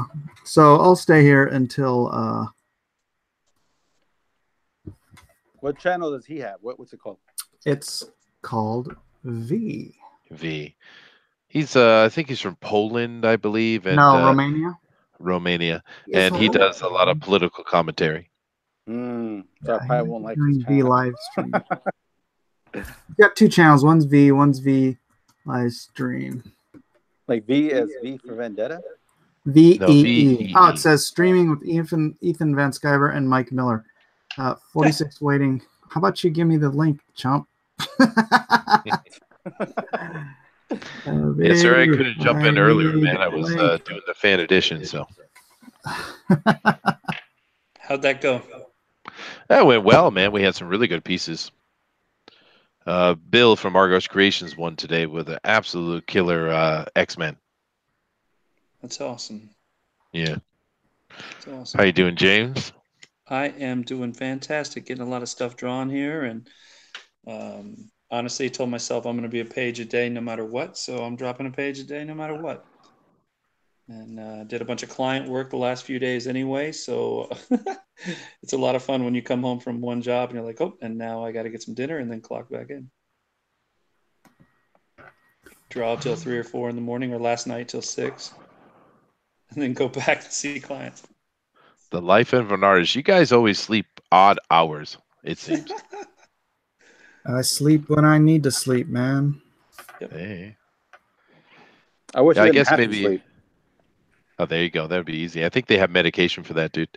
But it's illegal. That stuff's illegal. Awesome. Yeah, but I guess the middle of the night where it's quiet and you have nobody bothering you, it's probably better to focus, I suppose. Yeah, it's true. It is true. You, especially when you have a new baby. Oh, you got a new baby? How old, man? No, like a new baby. Like last week. Oh, wow. Well, congratulations to you, dude. Andrew Huerta just had one this week. Yeah. Patreon, that's the end. All right, here I'm gonna grab you the link, guys. I'm gonna put the link in the other chat. You spook people. In our there's 138 of us here. If y'all want to jump over there. Sure, man. Enjoy it, and thanks for having me on. All right, guys. All right. Peace. Good night. Later.